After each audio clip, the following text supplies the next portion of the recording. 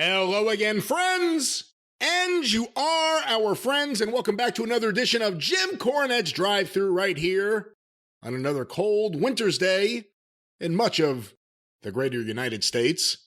Some of you are having a good time in the sun, but we are here with another batch of questions, and of course some reviews and lots of other hijinks, maybe some advice on things you could do away from wrestling.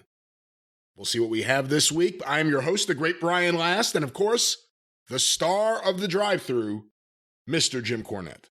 Well, after that lackluster introduction, I got some things you could do away from wrestling I could bring up. Okay. We won't go into that right now. I'm in a cranky mood. You don't know this because I saved this news for when we were to get your legitimate reaction when we're on the air here in front of the people. I asked about your trials and tribulations. I didn't tell you any of mine. We're recording a little bit later in the day than normal. I've already had a very trying day, a trying time here, Brian Last. I'll have you know. I just had to, I barely go anywhere. But yet I just had to run down to the convenience store just to get a loaf of bread, right? And I get in, I always lock Black Beauty, always lock the truck. But I was fumbling with the mask and the cold wind chill and the teens and whatever. And I go in, I'm only in there 2 minutes. And I come out, as I'm coming out the front door, what do you think I saw, Brian Last? I saw some guy driving off in my truck. Get the fuck out of here. But I'll tell you what, it's not going to be hard to find him and find out who it is, because I got the license number. Someone stole your truck?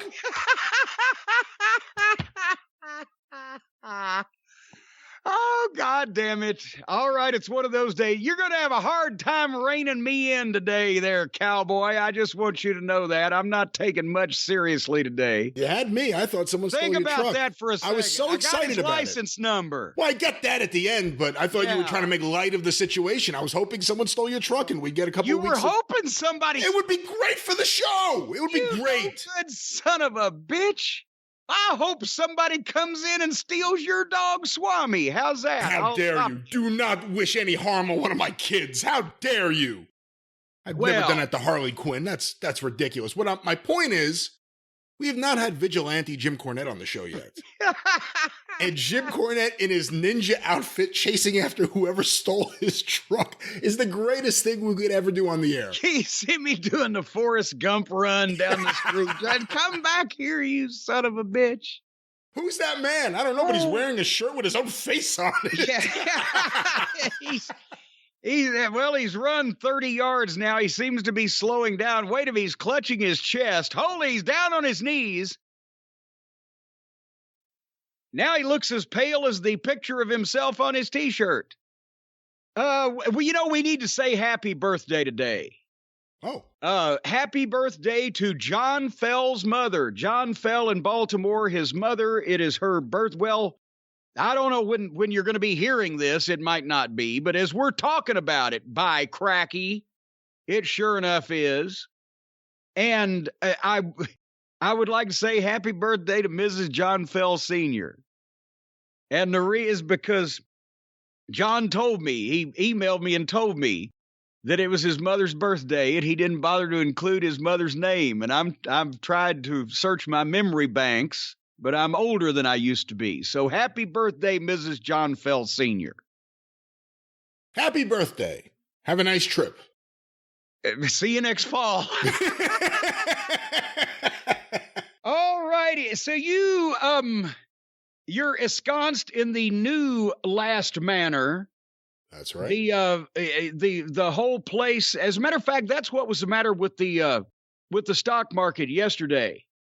It dropped 1,100 points because there was a rumor that you were pulling out of that purchase of that massive estate there.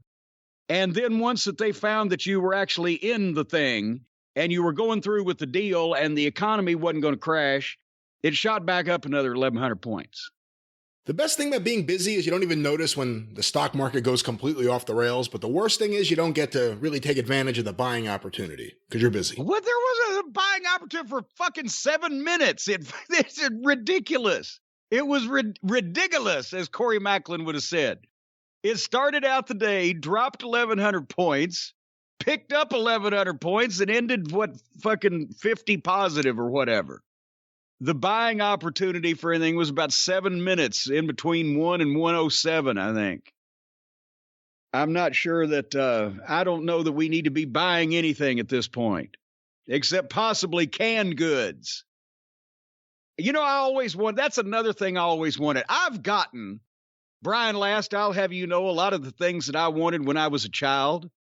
I always wanted my old room in the castle here, lined with shelves to hold all of my items. I've gotten a variety of things I wanted, but another thing that I wanted was a bomb shelter / concrete dugout / secret room under the house, like the guy in the Twilight Zone episode had, when all of his neighbors scoffed at him and laughed at him, said, ah, ha, ha, ha, ah, ha, ha, and then the shit was on. And the bombs were, as Terry Gordy said one time on Smoky Mountain Wrestling Television, the bombs are fixing to fall. And then everybody was trying to beat the door down of his goddamn bomb shelter. I always liked the way that the canned foods and items were stacked so nicely on the shelves, and they had thought of everything. They had the radio and blankies and bedding material, all the things to read. Every once in a while when I was a kid, a good nuclear fucking incident, if you had one of those rooms like that, that'd be fun. Time off from school, sit there and read. Sort of like my other favorite Twilight Zone episode, Time Enough at Last, with Burgess Meredith in the bank vault. I always sympathized and empathized with Burgess in that episode, because the shrewish wife and the bossy boss and the outside world wouldn't let him read his fine books and publications. So he'd go down in the bank vault, and then boom, they dropped the bomb. The only thing is his tie was ruffled up. And then he has all the time in the world to read all the books he wants when he finds the public library. And then, of course, he bends over to pick up a book and breaks his glasses, can't see a goddamn thing. And there you go. Fuck you, Burgess. Thanks for coming. Oh, okay. I thought you were blaming Burgess Meredith. No. It just, fate, kismet, karma came down upon Burgess Meredith, courtesy of Rod Serling. I always felt bad for him about that. Where was I going with this? Oh, yeah. The bomb shelter in the basement. That would always been a cool. I may put that in next. There is going to be some work done on the castle here when the weather gets better, that may necessitate us recording on off hours because of the drilling and the preparing, but I haven't got to the basement room yet. I got a crawl space, but there's those nasty lumps all over it. I can't make it flat anymore. There's about 5 or 6 lumps down there, about 6 feet long and 2 feet wide, that I can't flatten out. Who's from Jersey? Happy birthday to who's John from Jersey now? Yeah. Hey, I'll have you know that my crawl space is Hoffa free. All right. I've had it checked. I've got a couple of emails here. Since I told you you're going to have a hard time containing me today, let's get this out at the start here. You weren't lying. I just got an email from Joshua. Listen to this. Spectrum, that's them again, has to be the dumbest fucking group of twat waffles on God's green earth. Super long story short, they charged me for a bunch of shit when my dad died that they shouldn't have. And after months of arguing and getting a runaround, they sent me a refund, not to my bank account, but on a check written out to my dead father. Oh. Spectrum, folks. That sucks. They ought to call it speculum. They're searching your anal cavities for more ways to probe you. I'll tell you what, you don't need to be, you don't even need to have anal cavities or glands or anything to get involved in this. How's that for a transition? Have we told the people yet? Apparently not, because I've been doing all the talking. That the auction, my 1982 Wrestling All-Stars trading cards at Heritage Auctions, the auction closes this Friday, January 28th, and I'm not sure what time. So if you want to see the cards, or place a bid, or get more information, get on JimCornette.com right now. The banner on the home page for the trading cards, you can click right on it. It will go to the listing. The high-grade set includes the Hogan card, the Andre card, all the cards in the first set, complete set of 36. The most highly prized set of trading cards in the modern wrestling era today. And somebody actually emailed me to say, Jim, are these really yours? I want to know, before I said, yes, they are. That is the ones. They are mine. They've been in the vault for, it's been 40 years. This is their anniversary. I should have got them a card. Anyway, you can get my cards. JimCornette.com, click on the banner, Heritage Auctions, the Wrestling All-Stars trading cards. That the auction ends this coming Friday, the 28th. Are you going to miss it? Are you going to miss having an auction? Well, no, because I'm going to be working with them on an ongoing basis on a number of things that we've talked about. Just when I get time, there's some things in the vault of a variety of genres that Heritage is interested in, whether it be comic and related stuff like that, or just pop culture stuff in general. And there's a few very, very vintage things that from the early 1900s I've got that haven't been out of the box in a while. So we're going to have an ongoing relationship, but these are the end of the trading cards, though.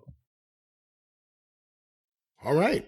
Does that answer your question? I don't even remember what my question was. So yes. Yes, you don't know what it, well, good. Then that way, I just wish you'd forget about your questions all the time and I could just answer what I wanted. Did I tell the people about the big event? That is what you do. What? That is what I do, honestly, anyway, isn't it? Yeah. The St. Valentine's Day Massa Cameos are taking place. They go on sale Sunday, February 6th at noon Eastern time. And again, like the Christmas Cameo Chaos, it's however many that we can fulfill that week. Hotchkiss has cleared his schedule for 2 days that week, and we're going to do the cameos then. So I would think somewhere, 100 or less is what we're going for. So jump right in Saturday, not Saturday, but Sunday, February 6th at noon Eastern. You can go to cameo.com/Jim Cornette or go to JimCornette.com, that shiny new website, and click on the Cameo button. It'll take you straight to my page. And as I said, we're going to take as many as we can fulfill that week before we cut them off. So get your sweetie a kissin' or a cussin' for Valentine's Day. And Hotchkiss is ready to go, and so are Aunt Fanny and Uncle Felcher. Brian, I'll have you know, for the big reopening of the Cornette's Collectibles store at JimCornette.com that people have been nagging me and nettling me and browbeating me about because they have money in their hands. They want T-shirts in exchange, or DVDs, or copies of Behind the Curtain, or autographed pictures, or Cult of Cornette membership certificates. All these things will go on sale on Saturday, February 12th at JimCornette.com. We're opening the store back up. Hotchkiss has met with the fine folks at ShipStation. Fanny and Felcher have decided which side they're going to stand on to use their one arm each to the best of their proclivities. And we're going to be able to... The idea is, obviously, there's nothing that's going to sell out like instantaneously, folks. So you don't need to jump right on this thing. Everything will be there. We invite you to visit slowly and carefully from Saturday, February 12th over the following week to pick everything up that you want. But once that we get a baseline here, the store will stay open for all those items because Fanny and Felcher are going to be doing some packing and Hotchkiss is going to be doing the shipping with the labels. So all I have to do is sign stuff. And the idea is to make it where people can get their merchandise in a couple of weeks instead of a couple of months. And figures will always back up because I'm still signing those and it's still thousands at a time. But the average merchandise should be able to reach everyone more quickly. And last time we opened up, that was an issue where there was so much pent-up demand, Brian. It was like the dike was ready to burst. Can you believe this asshole is still the Postmaster General? I don't know why. What you just talked about made me think about postage and mailing stuff and the delays in shipping. Can you believe this guy's still the Postmaster General? I just didn't know he was a dyke. That was not what I said, ladies and gentlemen. Well, it was an awkward transition. Jim Cornette owns that dyke. Speaking of action, thank you. I'll stick my finger in. And speaking of action figures, we're going to have we better start talking about those. Some exciting action figure news coming in the month of February that should tickle everybody's taint. Well, it's your show, Brian. Right. Far be it from me to try to direct the fucking activity. Never, of course. But we have lots of questions, lots and lots of questions. I do, however, have from Jacked Up Jeremy Bagley, who has been a frequent contributor not only to great charities across America on behalf of the Cult of Cornette, but also to this program as far as material and written correspondence coming in. And Jeremy wanted to take a swing at the Corny Awards. Would you like to hear some of Jeremy's Corny Awards? Oh, I don't know. Last week we did some Corny Awards. I thought that was the end of the Corny Awards. I didn't realize now this is just going to be an ongoing thing where people submit their Corny Awards, but we don't get Corny's actual Corny Awards. There's no Corny end to the Corny Awards, just like there's no end to the Dundies over there at Dunder Mifflin. You are watching The Office. Okay. You goddamn right I am there, Skippy. What'd you think of the... Hold on, let's stop before you get here. What'd you think of the Dundies? I love the Dundies. I love the Dundies. And I've now Creed Bratton. I told you. I've seen more of him now, and including the one where somebody was leaving, so he circulated the office card. Sorry you're leaving. We'll hate to see you go. And everybody put a few dollars in it, and then you see him go in the elevator. He comes out of the elevator, he's sticking the money in his pocket, throws the card in the trash. But anyway, so Jacked Up Jeremy have some Corny Awards that you've just shit on already. No, he's a good guy. He's actually a really good guy. Loyal listener. Let's hear if these are any good. Yes, what? So after you've shit on him, now you put him over, and then you have dubiously pitched to his awards, like, let's see if these are any good. Well, anyway, Jim and Brian, he starts out. That he may lose one of those salutations in the future and just address me from now on. Once again, I'm here to try and help make up for some horrible contributions to the legacy of the Corny Awards. See, he agrees with you. There's been some off-brand suggestions in the past. Positive first step, yeah. Jacked Up Jeremy writes, the Dr. William H. Cosby Jr. Award for the person most likely to put you to sleep. The winner is, actually collectively, the winners are the Puddin' Gang. Now listen, I understand where he's coming from, but that's incredibly inappropriate. Bill Cosby was drugging and raping women. Let's not put that on anyone in the Puddin' Gang. That's not even funny. Let's not do that. That's not even funny. It's just so out of nowhere. We're wheezing now.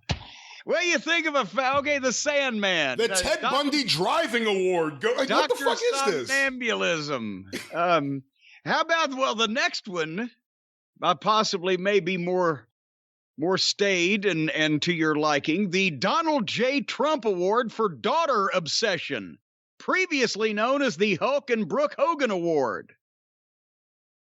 He gives this one the winner, the 16-time world champion Ric Flair.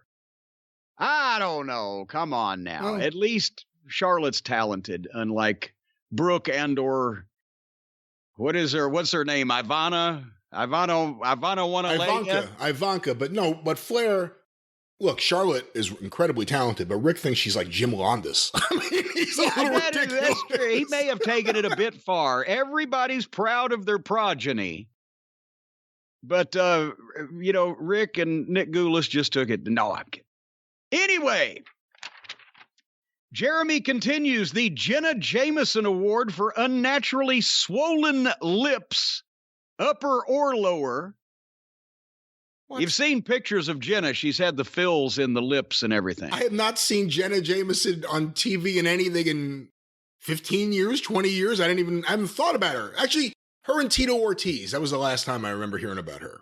Well, there you go. But the winner of the Jenna Jameson Award for unnaturally swollen lips, Vincent Kennedy McMahon, for his upper lips.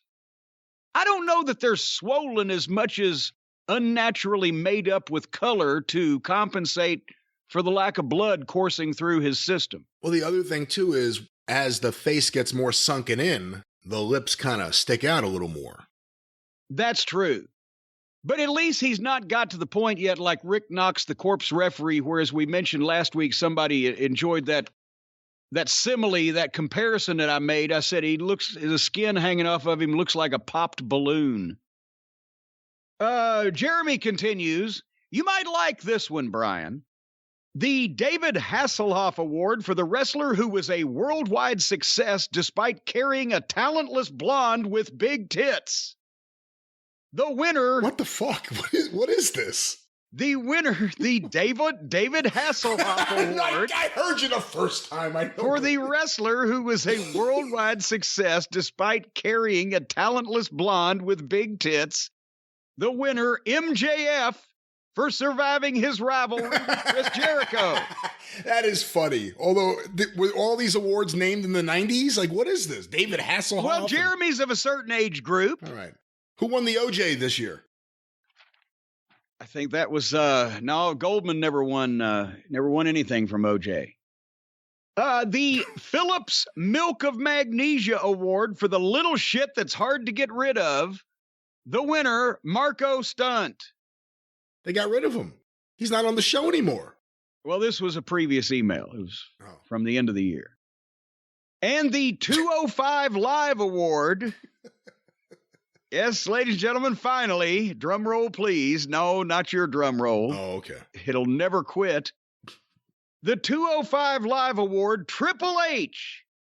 Not for wrestling, it's what his credit score will be when Stephanie divorces him in 2022. Oh, my God. Well, there you go, Jeremy. Right. Thank you, Jeremy. Seriously, a very, very nice guy, from all accounts. Does a lot of great work, charitable work. Charitable. But there's a lot of out-of-work comedians right now. There certainly are. And that's probably a good example of why we just read right there. You know, the first time I heard somebody say that, you know who it was? Jerry Lawler. No, Bill Watts. Really? Okay. Interesting. Well, in person, I mean, you know, because when we started doing interviews, well, I started in Mid-South. They had been doing it long before I got there. But when I got there and we started doing interviews at Shreveport at Channel 3 on Wednesdays, the local promos, you know, when Dundee and all the Memphis guys came in, we started jousting back and forth, and Dog was a pretty good promo, and Duggan was a pretty good promo. And, you know, so the promo level kind of came up a little bit. Well, there was poor Nikolai Volkoff, and I love Nikolai, but he had that thick accent for real. It was not that's the exact way he spoke to you, and he was the nicest man in the world. But the accent was not a work. And because he was, where the fuck was he from? He's not Russian, but he was, from one of those smaller countries with a Slavia or I don't think it was Yugoslavia. I don't know, Czechoslovakia, wherever. The point is, he had a thick accent. English was his second language, but he came out trying to do some, you know, fucking funny promos. Like, and Butch Reed had been going around, and that's when Buddy Landell was hanging around and being his stooge. And Butch would say, hey, buddy, you know how many chances that Rock and Roll Express got of beating us? How many, Butch? 2, Slim and none, and Slim just left town, right?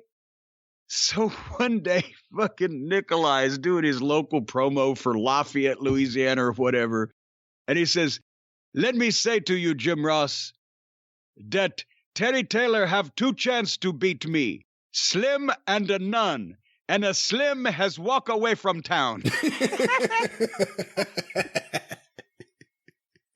And Watts said, cut! It had 10,000 comedians out of work, Nikolai, and you're over here telling jokes. I didn't hire a Russian comedian. Yes, sir. Point taken, sir. Yes, sir. But he was trying, but it wasn't the same. But he was a funny guy in person, but he couldn't be Nikolai Volkoff, the wrestler, and be telling jokes, which was a very good lesson for everybody to learn there. That's some of the lessons you learn from Bill Watts. Can't have all the heels being funny and cool. I don't think he had to worry about being cool with that delivery. But it was funny, definitely. But it was more funny to us than it was probably to the people.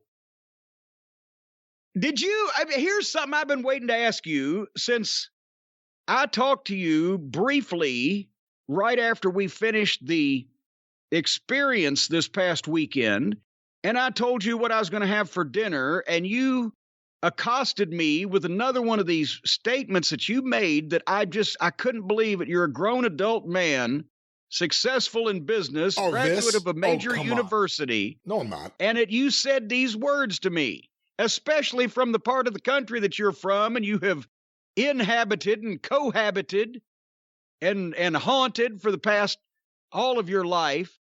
I said, Brian, we're going to have some homemade cheesesteaks tonight. And you said, I've never had a cheesesteak. And I said, what? What? And you and I started to admonish you, and you just said, save it for later. But I want to confront you right here in front of all the people. Can you honestly say to me that you have never eaten, as many times as you've been to Philadelphia, as much time as you've spent in Jersey, you've never had a cheesesteak? First things first, the major university I graduated from is known as Nassau Community College. Second, no, I've never had a cheesesteak. It's never appealed to me. I don't really like cheese or Velveeta, whatever that crap is. And yeah, when I used to go down to ECW, I would head out with some people and they would want to go eat at one of those two dumps that have the cheesesteaks. And I would say, I'll hang out. We'll talk and stuff. The two dumps? But I never ate anything. I never ate anything. Well, they're not.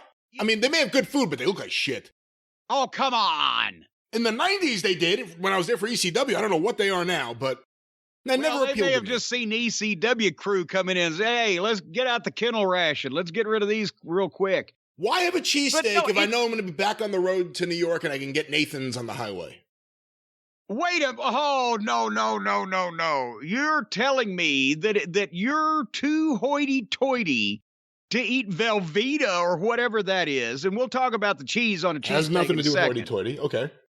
And you don't want a cheesesteak which is sliced high-quality beef and onions, which are vegetables that are good for you, and mushrooms, which are vegetables that are good for you, and a delicious coating of whichever cheese, whether it's the Cheese Whiz, but you don't have to get that. You can get with or without whiz, or the Velveeta, as you say, but provolone, a good Italian cheese of good Italian stock and heritage. A provolone has been in the Italian family since Baron Provolone married his daughter off to the Earl of Cheese in the 1400s. And you can have that. Provolone is great for cheesesteaks. It's melty and gooey. Or you can do what I did. You like gooey. You always use the word gooey. And you can have the Provel from Emo's in St. Louis. We had cheesesteaks homemade with sliced beef and onions and peppers and mushrooms and Provel cheese melted all over the top of it to make it taste so good. You can have a variety of cheese, but the point is, you would rather skip wholesome, good quality bakery bread, sliced beef, wholesome vegetables, and a nice tasty cheese. You'll bypass that to go eat a tube of potted meat from Nathan's hot dog establishment, where you don't even have it. Not only do you not know what's in it, but the way that they process it, you can't even recognize it. Is it beef? Is it chicken? Is it pork? Is it turkey? Is it Dalmatian? We're not sure. It's a plethora, a potpourri, all in a tube to make it look like a Dalmatian's dick.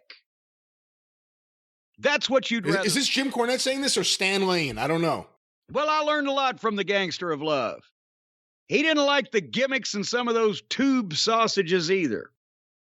But a Nathan's hot dog on the side of the turnpike, you're going to turn down or turn your nose up at a high quality, even a homemade cheesesteak filled with succulent goodness. I would turn down most things for a good Nathan's hot dog and some Nathan's French fries. Back in the day, they used to have the best corn. The best corn on a cob ever. Corn? They would just put it in like a vat of butter.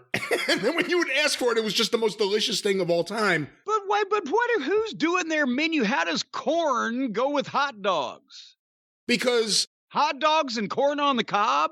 Without knowing too much, I believe Nathan Handworker was his name, and he had a shop in Coney Island, and that was one of the things that they had on the boardwalk for the people that were hanging out on the beach was corn and hot dogs. So when he had other locations off the boardwalk, they included many of the popular menu items from Coney Island. Well, then why isn't it Nathan's famous hot dogs and corn on the cob? Because I think there's a bias against corn on the cob. People don't accept it as a treat, as a snack. They treat it as just like some, every now and then we'll grill one. I mean, that's really sad. It's delicious. Well, it doesn't go with hot dogs anyway. Nobody sits down and says, I'd like hot dogs and corn on the cob for a side. If you go to a barbecue place. Exactly, they go together. They go together at a barbecue, so they go together. Not a Nathan's hot dog at a barbecue place. And I want to go back to what you said about these cheesesteaks. I'd be interested in trying one without cheese. It sounded good with the mushrooms and the onions and some steak. I mean, to be quite honest with you, I like a pastrami sandwich. I don't know if this is going to be better than a pastrami sandwich. How can you have a cheesesteak without cheese? Just don't put cheese on it. Because that's half the word. But you keep focusing on this word gooey for cheese, and that's not what appeals to me in any way about cheese. The gooiness, that actually turns me off, I think, to cheese. So you'd rather just have it all cold and dry and dusty and have it fart and dust and shit and rust? No, I don't even know what that means. No. Mozzarella cheese I'm okay with. It's not gooey. And it's on pizza. It's melty and warm and tasty. It's not cold and dry and blockish. Kind of oozes around on the surface that it's on, whether the cheesesteak or the burger or the pizza or whatever. Can you request like just a little bit of cheese? Or does I guess you could, but why the fuck would you? Because I don't want cheese on my food. Oh, God. It doesn't taste that good on most things. It tastes great on pizza. I guess you can request a blowjob, but don't let me come. And that would be something you could do, but I don't know that anybody's ever done it. Yeah, and I'm not doing that in Philly either. Well, I tell you, you can get the first part fairly quickly down there. All right. Is this your program? That's what I've heard. What's on it?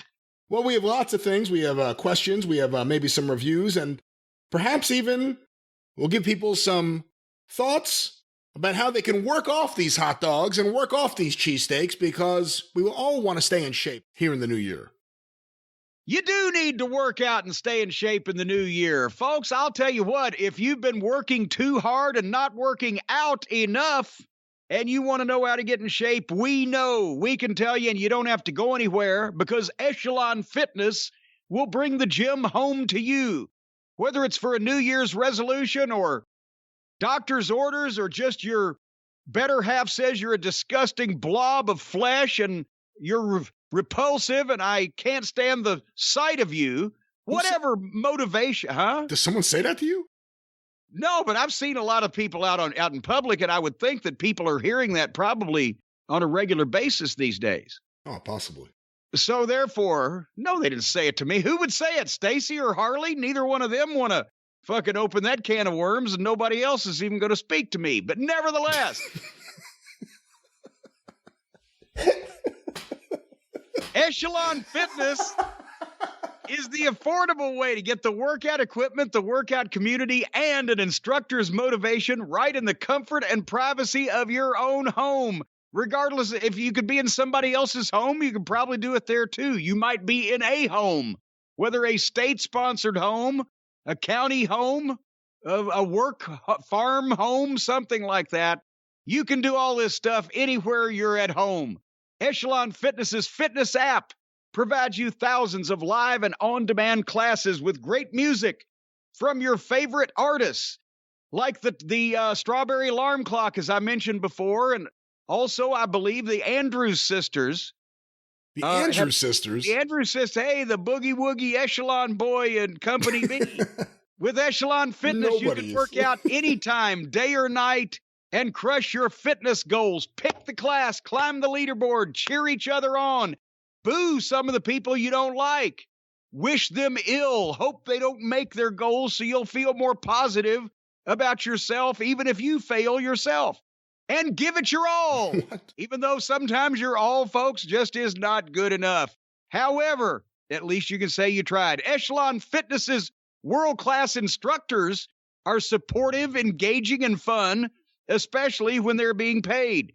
They really know how to get you moving. And the best part, the Echelon Fitness full range of affordable workout equipment, including stationary bikes. Don't expect to get to the store and back, but you will get out of breath. Smart rowers. You don't even have to be able to swim for these things. Sleek fitness screens. I'm not actually sure what you do with a sleek fitness screen. And, of course, the ever-popular auto-folding treadmill. Wait. The treadmill always gets a big hand. Folks, they're all connected to provide the Echelon Fitness experience, and around-the-clock classes for the family include full-body workout programs. Some of these full-body things, do you need to be over 18, Brian? Or can you be 16 with parents' permission in some states? Why don't we just recommend 18 and play it safe? Well, there you go. But one membership covers a family of 5. If you've got 5 people over 18 in your family, you need to kick somebody the fuck out. But right now, for a limited time only, podcast listeners get up to $650 off the MSRP of some of this fine equipment. To get this exclusive discount, text the word DRIVE, D-R-I-V-E, to 818181. Drive to 818181. Drive again to 818181 to get up to $650 off the MSRP. Message and data rates may apply. See terms for details. 818181. Oh, boy, it's coming back up too. All right, well, let's move past whatever it is that you ate. And of course, we support Echelon, a wonderful company. But Jim, I do want to get some questions, but I'm sure you may have a thing or two you watched. Why don't we get this out of the way first? Well, boy, it won't take long there. I did try to peruse the offerings over the weekend from the WWE because we wanted to give everybody equal time. We wanted to, give everybody a chance to shine. And last week, we looked at a lot of AEW. So over the weekend, we had Friday night SmackDown and Monday night Raw, although they ought to really call SmackDown WWE Letdown, because that's the feeling that I get at the end of the thing when I realize that that's all we got. When I start this show, I feel like a kid being made to do his homework. Go to your room and you can't finish or you can't leave and have ice cream till you watch SmackDown. They had a great package with Seth Rollins and Roman Reigns to establish their business at the Royal Rumble. We had talked about they confused their main angles on Raw last week because they had Seth against Lashley. But here they did a Seth and Reigns package, and the only thing you saw from Raw last Monday was the Usos super kicking Seth. You didn't know why he was in the ring because they cut out all the Seth and Lashley stuff because they knew it was confusing the issue. But the first segment, the Usos come out and get in the ring, and they do the in-ring introduction of Reigns. And here comes Roman Reigns, and he's doing a long entrance, and he's milking the crowd. And, I mean, he's a star, and I don't want him to rush. I get mad at people for rushing. But by the time that he put the microphone to his mouth to say, "Nashville, acknowledge me," we were 8 minutes into this show. And it wasn't all that nice package. It was the open and the announcers and the interminable entrance and the Usos introduction and the blah, blah, blah. Everything just takes so fucking long. So then he says, acknowledge me. And they boo. And one of the Usos pitched to another video of Roman Reigns highlights that they showed on the screen. And it's him beating everybody. Boom, one after another, every name in the company. That's great. That's the way you get over. And this package was incredible. What a video. And they were showing the clock increasing. Bing, bing, bing. 508 days as champion. Great package.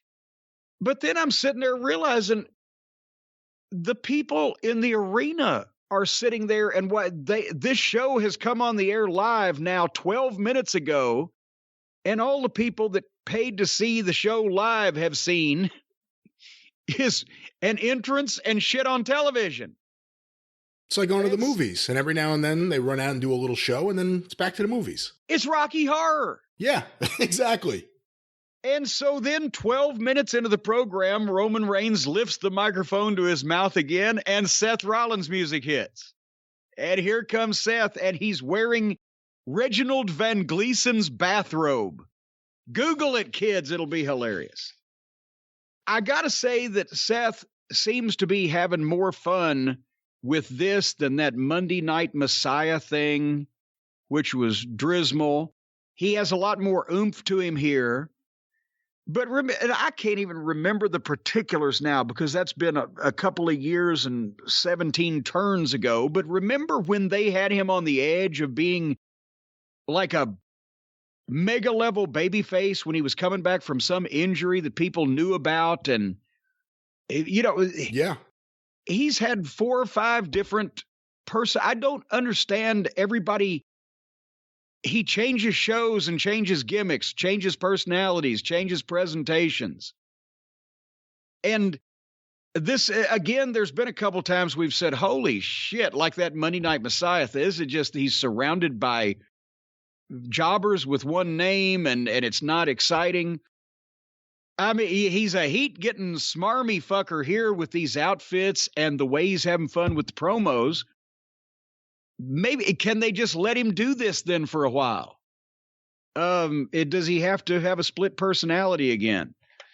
So anyway, he tried to stir up a little dissension between the Usos and Roman Reigns, saying that they're the longest reigning tag team champions, so they ought to be being celebrated instead of all these packages and everything for Roman Reigns, blah, blah, blah. But they're holding Roman Reigns up just like me and Mox did. And he called him Mox, which, of course, then all the smart fans went in a tizzy about. And he was never called that ever on WWE TV. Yes, but I think probably Rollins he might have slipped or slipped on purpose, but one or the other. Reigns doesn't sell shit easily that people say to him, and he shouldn't because he's that badass. He's almost unflappable. But he says the Usos won't interfere, and Rollins says, well, how about a tag team match tonight with me and somebody against the Usos, and if they lose, they're barred from ringside at the Royal Rumble. And Reigns ain't thrilled about that. You can see it on his face. He does a great job with the expressions, but he's thinking about it, and one of the Usos jumps in and accepts, and then he's not happy. And then, but well, who's Seth's partner going to be? Of course, here comes Owen's music, and he comes out. And then Reigns says, well, cut that stupid music. When you guys lose tonight, then Seth Rollins, you lose your match at Royal Rumble, and I vacation until WrestleMania. At that point, did anybody think that was going to happen? That he was just going to, okay, I'll just skip the Royal Rumble, Roman Reigns. No. So they have to give, obviously, matches on television. Well, I don't say they have to give matches on television that people are interested in, because they're not. They're supposed to. But when you put that stipulation on it, then you're just basically say, that's a lazy way of getting into a TV match that they think might get a number in the middle of the show or the end of the show or whatever. I don't believe that stipulation, but Nevertheless, Rollins accepted it, and after that, seriously, we're 20 minutes into the show just to get there. And then we come back, and they had Happy Corbin and Mosh Pit Jones in the ring, and Mosh Pit had a match with Kofi. And did you see that after that, they announced Summer Rae was introduced at ringside. She's coming back to the Royal Rumble. But they went to the camera shot of her before they introduced her in the arena, right? Did you see this, or did you skip this part? I did not see SmackDown this week. You didn't see SmackDown? Well, boy, that would have been great. There's Summer Rae, and the camera goes live on her, and she looked like she was smelling a fart. She was looking around like, I don't want to be sitting here with these people. I don't want to be in this building. And then all of a sudden, you see her eyes, the eyebrows go up like somebody's cued her. We're coming to you. They're already on her. And then they start the announcement in the building, and she's smiling and doing the parade wave. Oh, boy. It was a shit-sniffing look if ever I'd seen one. Anyway, so then they rematched Natalya and Aaliyah. Remember a week or two ago, Aaliyah beat Natalya in 3 seconds. Well, this time, they went a little bit longer, but Natalya was disqualified for beating Aaliyah up. She just got her in a corner and started stomping her, beating on her, and wouldn't break, and the referee disqualified it. So they must have Eddie Graham working on these finishes. I've never seen such cutting-edge, provocative, revolutionary wrestling finishes. My God, move over Bill Dundee. Get out of the way, Bill Watts. Yeah, you know. And after that happened, here came Xia Li or whichever Lee. Xia Li. Xia Li. You remember Xia Li. I was a fan of Xia Li. Well, you wouldn't be now. Because now she comes out. She's going to make a save for poor Aaliyah, right? Because she's Aaliyah's big sister or whatever. But she has to wait for her music. And then on the way down to save, the girl is getting beat up. She has to do a martial arts routine. What? It's a martial. It's oh God, what they used to call it in a kata. You know, where they're doing the motions and the kicks and the on the way to the save. She's doing it on the way, but not only that. But now, you know, like Matt Riddle has the birds that fly out of his ass on his introduction. Well, now she has fake leaves of bright autumn colors falling from the sky and lightning shooting out of her fingertips when she's making her martial arts motions. I got to see this. Oh, I'm telling you, the ratings for this segment shot up like double just to see this fucking bogus ass bullshit entrance. So yes, leaves fall from the sky, lightning shoots out of her fingertips, nothing that I could detect shot out of her ass like Riddle. And then so all this has happened, these special effects, this computer generated shit, the big save, right? She goes to roll into the ring underneath the bottom rope and got stuck under it. And they had to cut away from her for a second. And when they cut back to her, you see that she's rolled the other way and is regrouping her balance. And she stands up, confronts Natalya, does a reverse spin kick, whiffs it. Natalya sells it in an awkward manner because it just went right past her and fucking tumbled from the ring. All right. That was a save for the ages. That was a Mike Furnas save right there. Mike Furnas. Mike Furnas. I told you that story. Him making a save? What's that story? Well, it's not a save, but a comeback. Just the goddamn.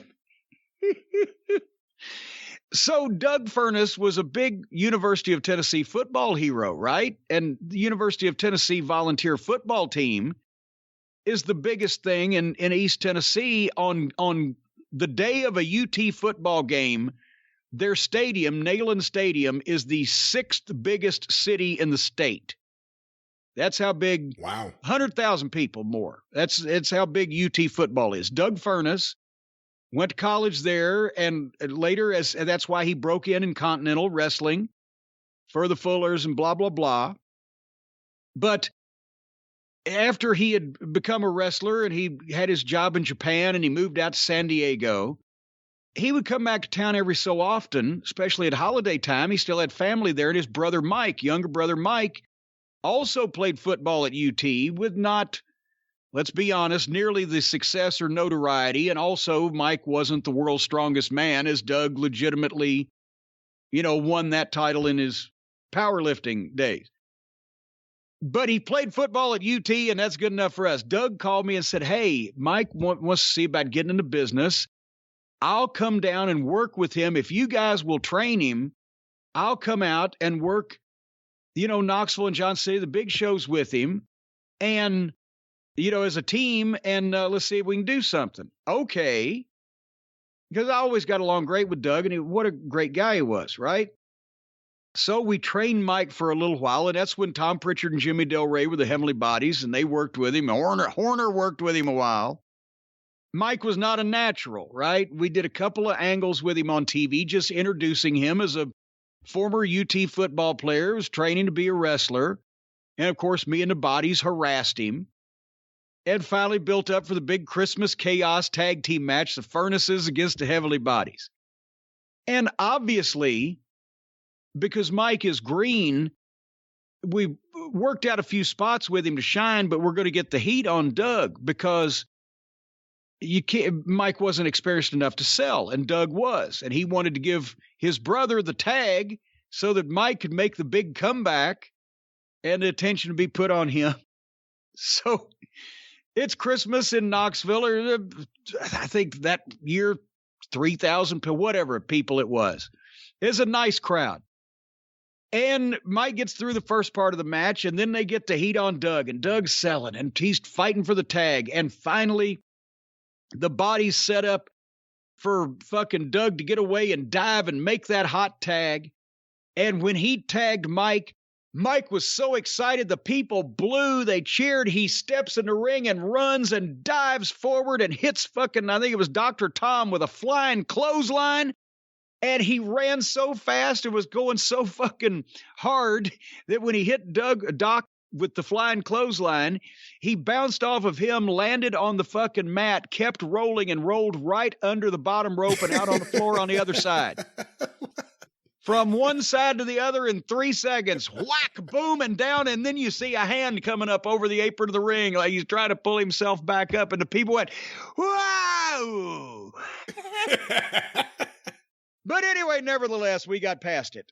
Next on the program on WWE Letdown, Los Lotharios had a match with the Viking Raiders. Then Cruella DeVille was still mad at Naomi. They showed that from Raw. And now Naomi is wrestling on SmackDown, and she had a match with Charlotte. And Naomi the glowworm, actually, the whole fluorescent, effervescent, day glow, whatever the phrase is, entrance kind of made me ill. And even though this was Charlotte, I was going to skip it. But then Cruella comes in, and boy, I just love her look. She is just the meanest looking woman that you could possibly imagine. She takes over as referee from Little Nate, Charles Robinson, and takes his shirt and puts it on. She's going to referee.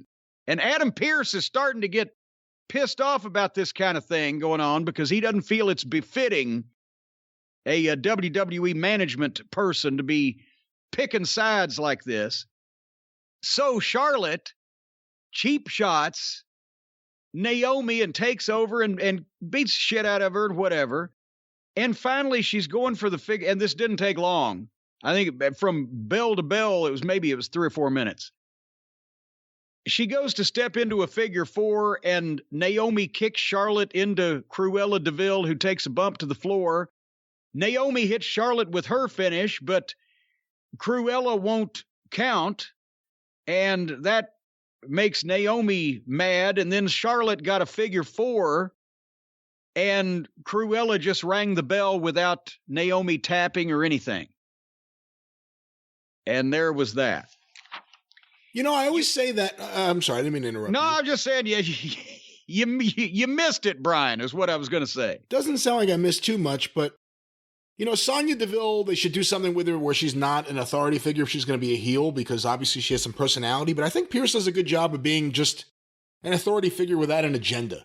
You kind of need that. Wrestling needs that right now. Just give me a Bob Armstrong. Not that he's Bob Armstrong, but Give me an authority figure without an explicit agenda, just trying to get things done the right way. He doesn't even have to be the babyface necessarily, just he would be the babyface, de facto babyface, because he would be just honest, right? But he's not favoring anybody or do it. That would be, and Adam does a great job, except, and it's not his fault, and what's he going to say? This doesn't work for me, brother. Some of the preposterous things he says, things that he has to say, or the preposterous things that are done and said in front of him, that if he was a grown adult with a functioning brain, he would fucking say, what the fuck? You know, but he can't because they won't let him, but he does the best job that he's allowed to do in that. And I wish that his job was like me and TNA when I was the authority figure, and they would let me say whatever the fuck I wanted to say as long as I made all the matches they wanted me to make. Because then he could have a little more fun with it. Anyway, on SmackDown, we were about, at this point, I think somewhere around an hour 10, hour 15 in, right? And here comes Sami Zayn. And old Sami Zayn, and again, I've mentioned that the little prick can be entertaining. He, as El Generico, he could work his ass off. And as a babyface, his body language when he was selling, I told him this one time. I said, you're awesome at selling in a legitimate wrestling match with no tomfoolery. You're just selling as a babyface. You're fucking awesome. And once that he got the Generico gimmick off of him, he could talk. And so he's got a lot going for him. And so, of course, they're doing everything they can to just say, fuck, don't anybody care about this fucking guy. They had him come out in the ring, Brian, and he's got a table set up.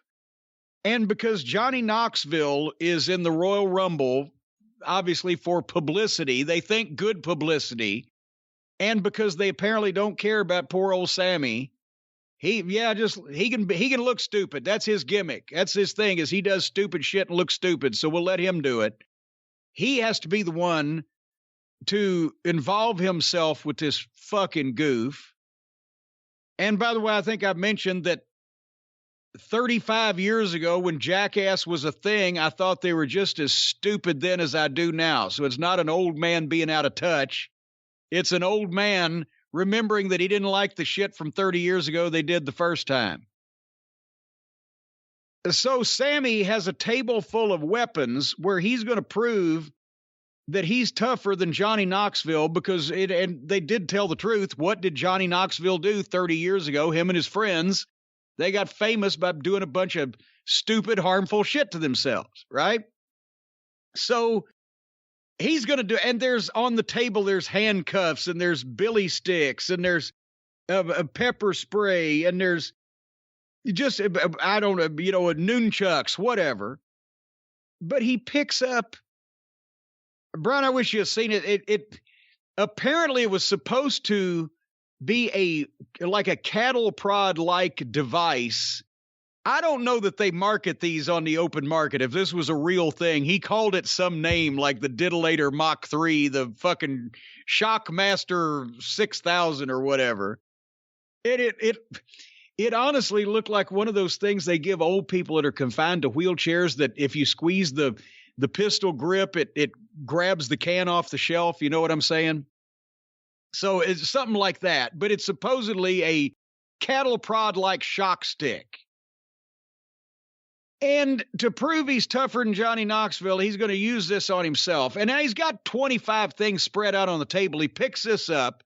He turns on, he says, oh, that looks like a kind of a high voltage. I'll set it to 1, like it's got different gradations of settings. And he puts it to his calf.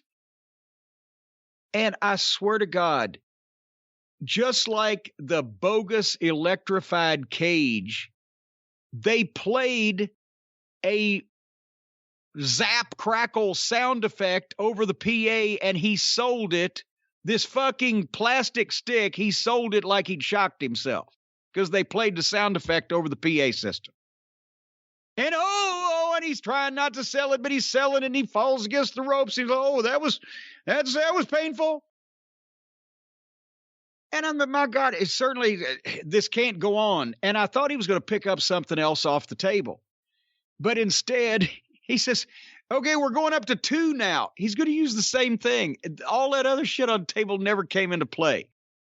He puts it to level 2 and says, now I'm going to put it straight here. And he puts it to his chest. Like at level 2, he's going to shock himself in the heart. And they again play a fake sound effect over the PA system, and he fucking sells it like he shocked himself in the chest and almost falls out of the ring. And the people were booing. I couldn't tell whether they were booing because he was a heel or they were booing because they just realized they paid to get in this building. And this is what they're seeing.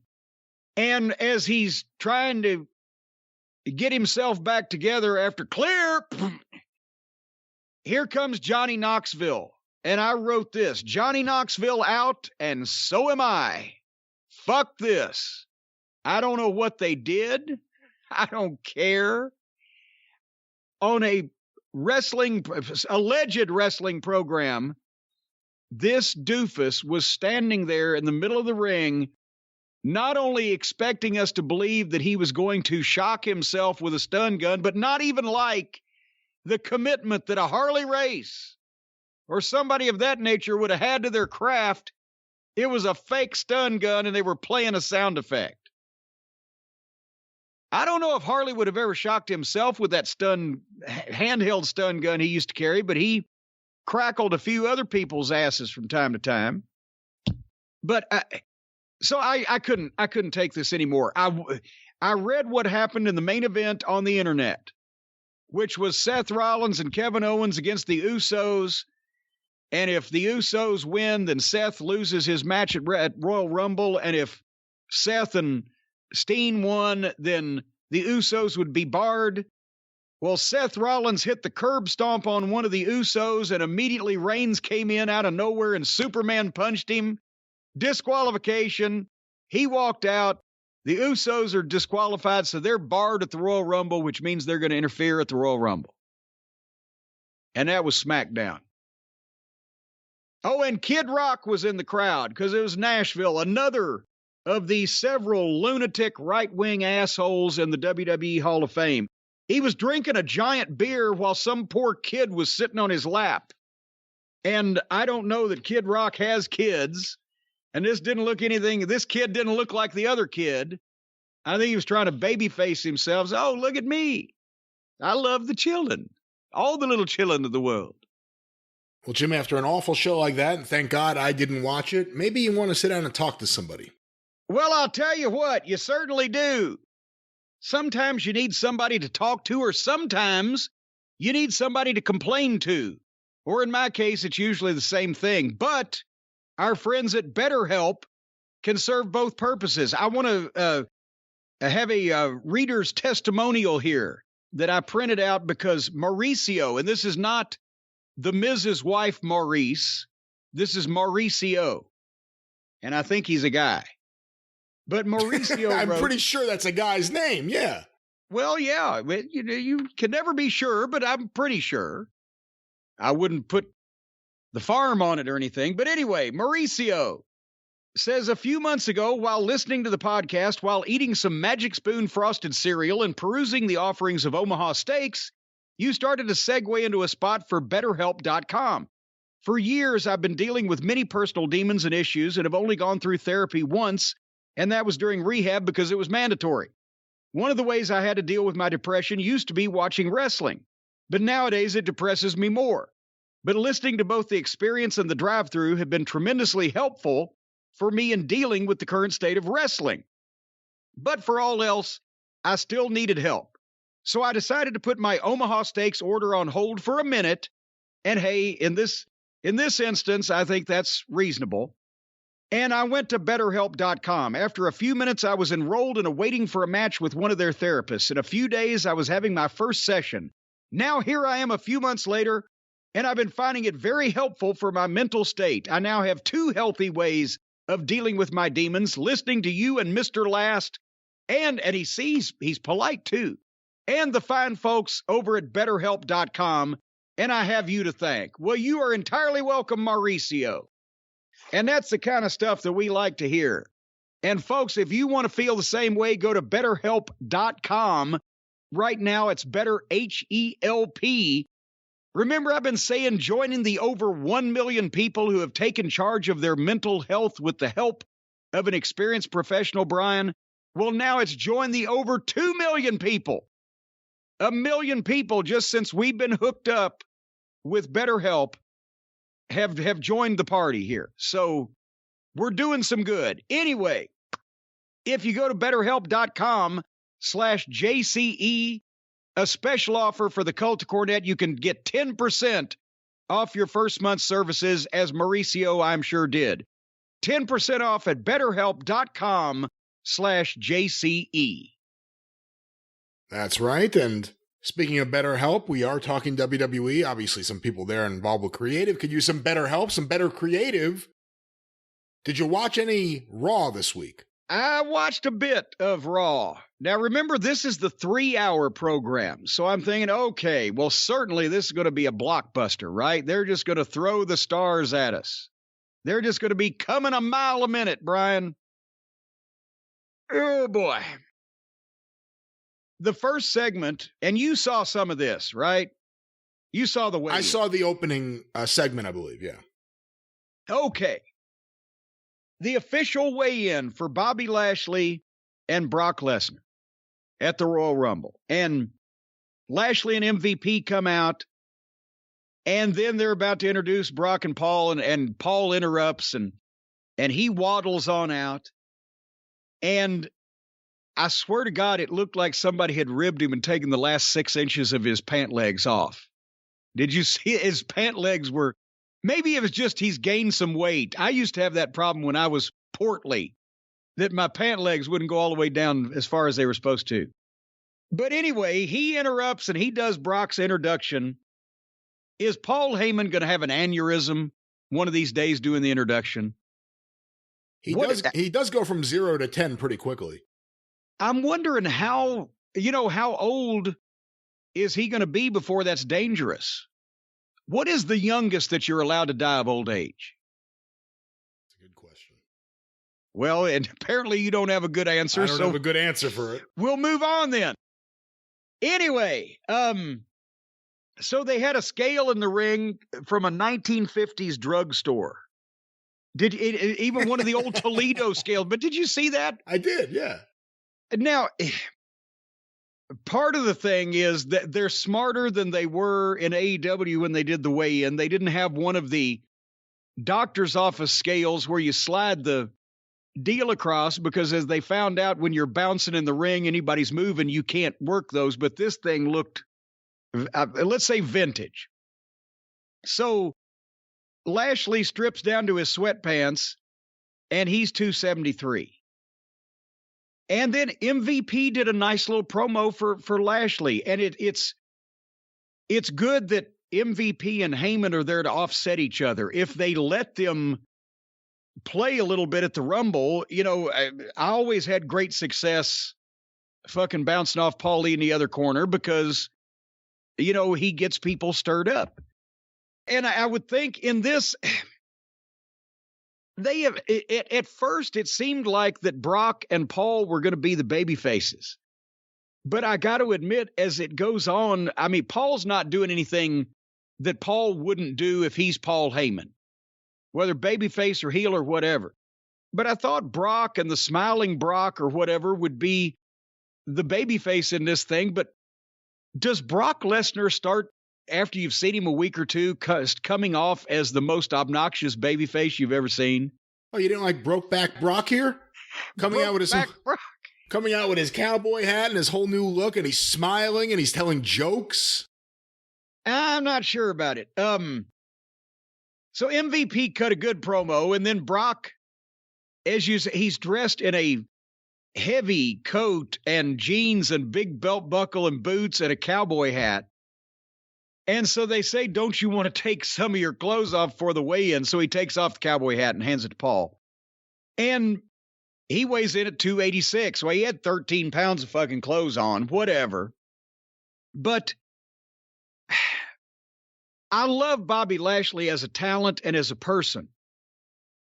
But when Bobby verbally bowed up at Brock, he is neither as mean and aggressive in his voice and his facial demeanor as you would be if you were a murderous killer, nor does he have the asshole-ish, over-the-top personality of Brock Lesnar with the big smile and laughing and shit, because even if it's bad comedy, Brock is an over-the-top asshole.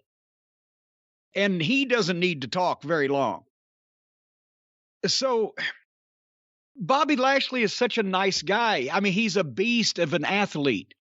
Everything they've said about him is true. He, not only the MMA and Bellator and the stuff he's done in wrestling in various companies, but he was the Army wrestling champion, and he was a serviceman. He defended the country. He's a family man, had children. I mean, he's just a nice guy and a great athlete, but he's not a murderous beast with blood, dripping from his fangs that you would be scared of when he's talking to you.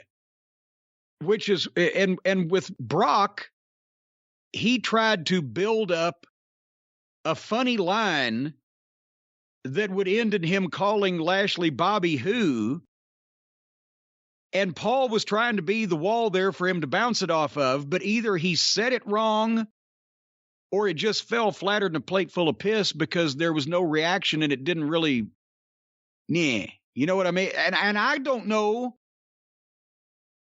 potentially what the right way was that he botched the setup. But you could almost see Paul's face like, oh my God, this is gone. You've said it wrong or something. I don't know. What'd you think? I don't know about the whole segment. I like the idea of doing some kind of confrontation, obviously before the Royal Rumble, which I realized was this weekend after I saw this segment. So we got to watch that. Yeah, I forgot. I got to take the trash out Sunday too. God damn it. But there's no commentator or announcer or anyone there with a microphone. It's just everyone's in the ring kind of yelling at each other. Well, I shouldn't say that. Corey Graves was there with Adam Pearce.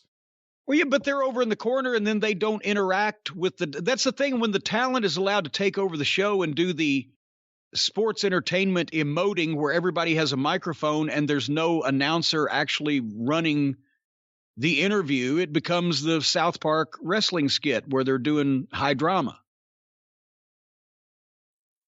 The point is, after that, Brock called him Bobby Who, and then they fucking left. And nothing else happened.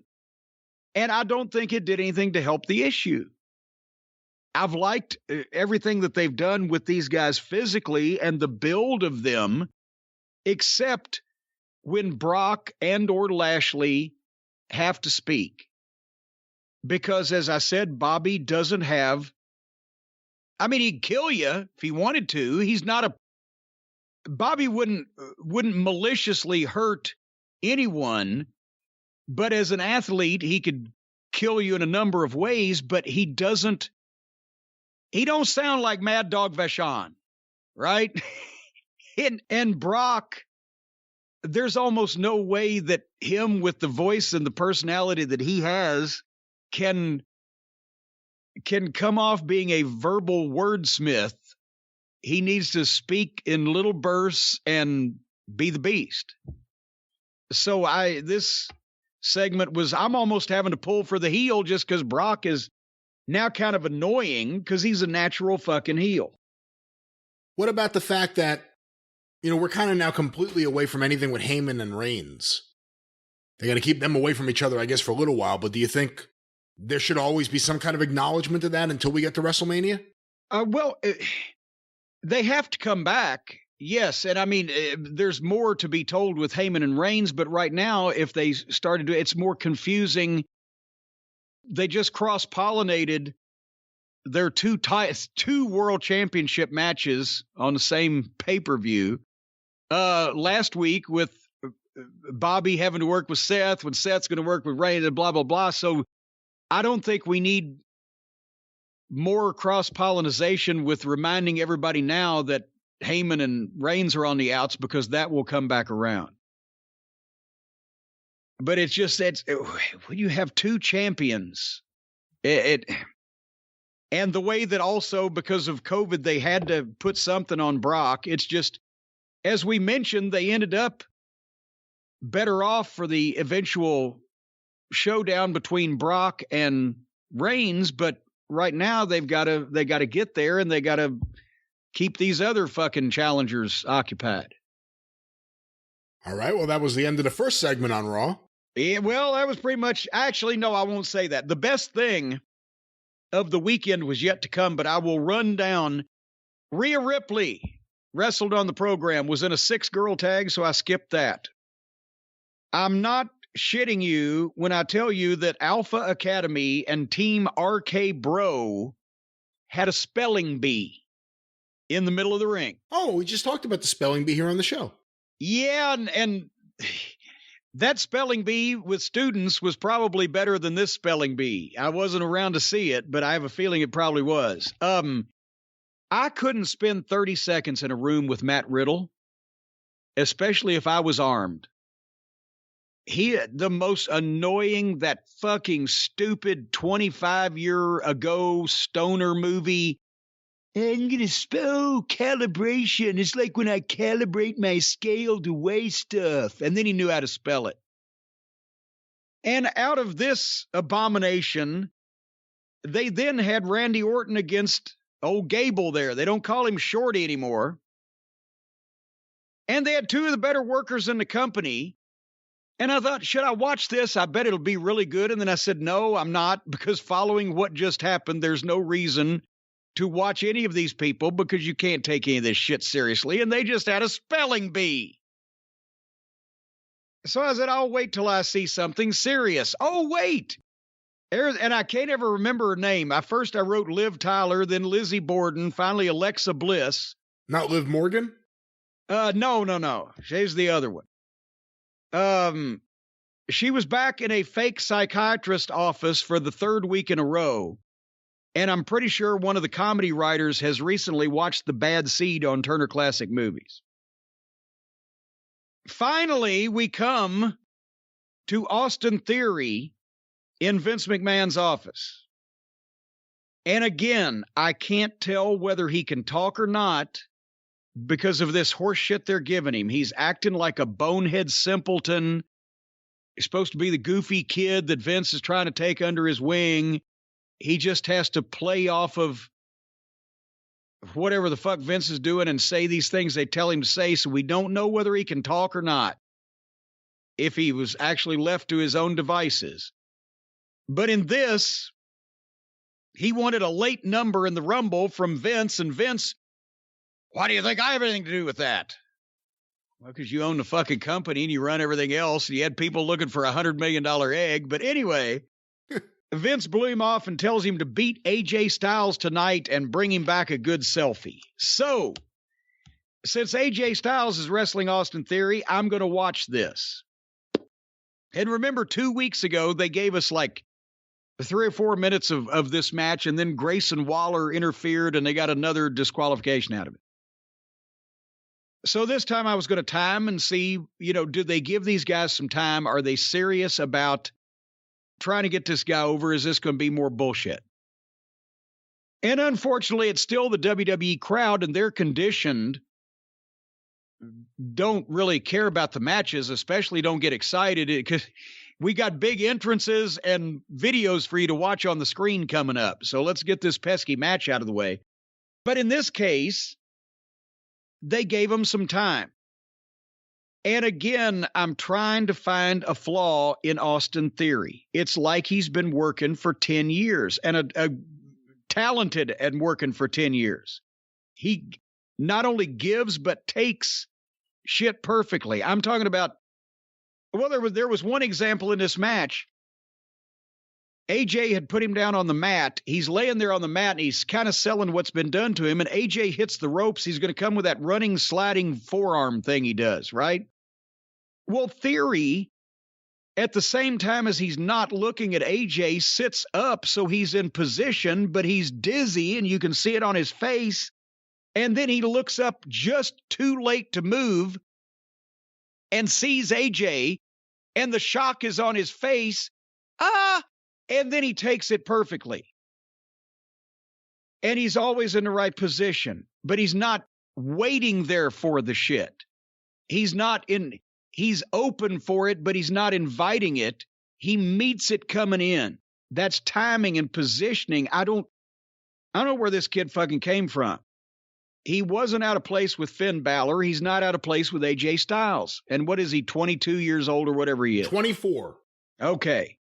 He gave AJ, at one time, he shot him off for a great turnbuckle, followed him through, and landed on the mat, gave it authority. Did a good spot going to the break. He's trying for a superplex. AJ pushes him off the top, and he rolls over with it and then does his roll and leaps back up and drop kicks AJ, takes a nice bump to the floor. The first segment went 7 minutes. Then they go to the break, and coming back, they went another 7. And on the other side of the break, AJ was fighting back from underneath, but Theory was getting heat on him. Nice spinning backbreaker. And, I'm pointing out nice moves that he does, and everybody's going to say, oh, Cornette doesn't like the moves. No, when it's a guy that's got all this basic shit together so well and gets every concept and can do good, safe, fucking impactful looking moves, well, that's just swell. He doesn't rush. He takes his time. He works like a heel. There was a one spot where he just was going to give AJ an elbow drop, and AJ moved. It was a different kind of elbow drop, and he sold it perfectly. Theory did. Not too much, like he's just dead and laying there, but not too little, like it didn't make any difference. And fed right up into AJ's shit. He feeds into everything. And then late in the match, they went back and forth and did a few back and forth false finishes. Honestly, well, you didn't see this, but the AEW audience would have been going insane for this, because not only was it the quality of shit that Page and Danielson were doing, but it was, especially if the AEW audience had sit through what they had just seen beforehand, they would have been throwing babies in the air. But they like the matches because that's they've put importance in the wrestling in the ring, even if it's not always good. So their fans react more to what's going on, and it's easier to get guys over having good matches. So anyway, they did a spot where AJ went for the springboard into the forearm, and Theory at the last second pulled the rope out from underneath his feet. It was perfect timing. And then Theory tried to get the pin with the top spread and his feet on the ropes, but the referee caught it at 2. So he gets up and yells at the referee, turns around, Styles hits the springboard into the forearm. Boom. 1, 2, 3. If he's going to lose, at least he lost to AJ, and at least it was a great match. But they gave him 14 minutes plus the 3-minute break. And I can't find anything wrong. I wasn't the actual one to work with him, but the only thing that looked like a potato that looked out of place in this match, AJ hit him at one point with a forearm coming up off the deck, and the way Theory sold it and just dropped and was dizzy, and it was out of place because AJ hadn't made his comeback, made me think that I think he clocked him and he knocked him unawares for a second or two. But that was AJ. I couldn't find anything Austin Theory did wrong. He's going to be the best worker in the business in less than 5 years. And right now, to be perfectly honest with you, I will posit this to you, Brian Last. I say that Austin Theory right now, at this stage of his career, is better than Adam Page, the AEW World Champion. The other day, what did you say? The other day you said he's better at this point in his career than Cena was at this point in his career, correct? Mm-hmm. Was that the way you put it? Yep. And now you're saying he's better than Adam Page overall at this point in his career, but Adam Page as the world champion, not as a couple of years into his career, whatever it is. No, I'm saying right now, his physique is better. I'm not saying Page looks like shit, but Theory's physique is better. Theory's in-ring work from the basics and the timing and the positioning and the logic of the whole thing is better. he's showing more personality in his matches. He's not showing a lot of personality in these interviews, but Adam Page doesn't show a lot of personality in his interviews, except every great once in a while when he gets fired up. But as far as Theory's heel personality, when he's working in these matches, comes through better than Adam Page's babyface personality, where, as we mentioned, Page was working with Danielson and we couldn't take our eyes off Danielson. I've seen Theory working with AJ Styles and with Finn Balor, and I couldn't stop looking at Austin Theory. Except for the promos that Page does, he's been allowed to do a few that showed him ahead in that respect if he's left alone, doesn't have all this silliness to talk about. But we haven't seen what Theory can do there. But as far as physique, size, work, all around, from the basics on up, and personality in his matches, this guy's better right now than their opposition world champion, in my opinion. And that doesn't say that Page sucks. That just says this guy is so fucking good. And they have him doing this thing with Vince. They're not giving that to just anybody. Knowing it's Vince and Bruce and Johnny Ace, with all the negatives, still guys that have been around wrestling for a very long time, are you confident that they see it the same way? That they see that this kid's a no-brainer? I won't say no-brainer. They see this kid as, yeah, he's got everything we need to try. If we're going to try with somebody, he's best suited for it. I hesitate to say the word no-brainer because they can always find it. Remember, and Matt Morgan couldn't work anywhere near like this guy, but remember when they had the 7-footer with the 3.8 grade average in school and the ability to dunk a basketball while being a competition bodybuilder and et cetera, and they decided to give him flaws so people could relate to him and made him stutter. There's no-brainer in that environment, but they obviously see it. Everybody that has any experience in a major league level wrestling company and or has developed or seen talent develop has to see that this guy's he's not the automatic instant Braun Breaker. You just look at him and go, fuck, I don't even need to hear him talk or watch him work. And then when you do, that's a pleasant surprise. With Theory, he looks very good, but not greater than everybody, but you have to see him a time or two. And then if you know what to look for, then you start seeing it. But yeah, anybody who's been in the business any length of time and is not, a member of the cosplay trampoline backyard crowd knows that this kid's a fucking freak of nature. You're just not supposed to be that good that quick. So he's 24, and AEW MJF's 25. So there's a couple of things to look forward to for the future of wrestling. Yes, just not the future of wrestling promotions or wrestling promoters, but wrestlers, there's something to look for the future. Now, if you were Austin Theory, do you ride this? Do you say, hey, I'm set up. I'm doing stuff with Vince. They're using me on TV. I look great. I'm good in the ring. I'm going to be the biggest star here. Or do you say, these people have a record of treating talent like garbage, of abusing them, of taking away their intellectual property. You have to wonder about your money, whatever it may be. Maybe I should look into another career. Well, which one would you pick? Can you narrow it down for me? What do you think Austin Theory would be thinking right now? Well, perhaps he'd be thinking about our friends at Codecademy. Was that the one you were going for? I think that was the one I was going for. Because they're fucking back. And boy, a lot of people have been proven wrong. Yes, the folks at Codecademy will put up with a lot, and they do have a sense of humor. But folks, right now, if you want to change your career, there has never been a better time to become a programmer. Yes, now you can have programs of your own. And with Codecademy, you can learn to code on your own terms. As a matter of fact, the last time I testified in court, the attorney said, Mr. Cornette, if you would, just tell us in your own words. And I said, beep, bop, because those were my own words. I made them up on the spot. You can make up your own code, ladies and gentlemen. We're living in a fast-changing world.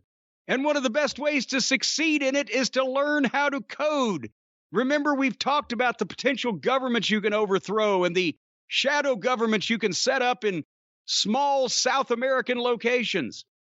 If you try Codecademy today, you can see where coding can take you. Coding has taken people all around the world, sometimes blindfolded and bound and gagged, tied to a chair, but you see the world eventually, wherever you end up. So whether you're starting from scratch or looking to advance, Codecademy can help you reach your coding goals. And folks, everybody knows you got to have goals in your coding. If you don't have goals in your coding, you'll never achieve them.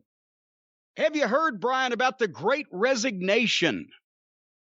That's people are quitting their jobs. They've finally figured out, take this job and shove it because you're not paying me enough, because I'm not highly qualified enough. And now they're learning how to be qualified for these high-paid, in-demand jobs and potentially to extract ransom from people whose computers or internet or businesses you might be able to hold hostage with the various types of code that you will learn how to write, including Python, HTML, the ever-popular Squirrel, and JavaScript.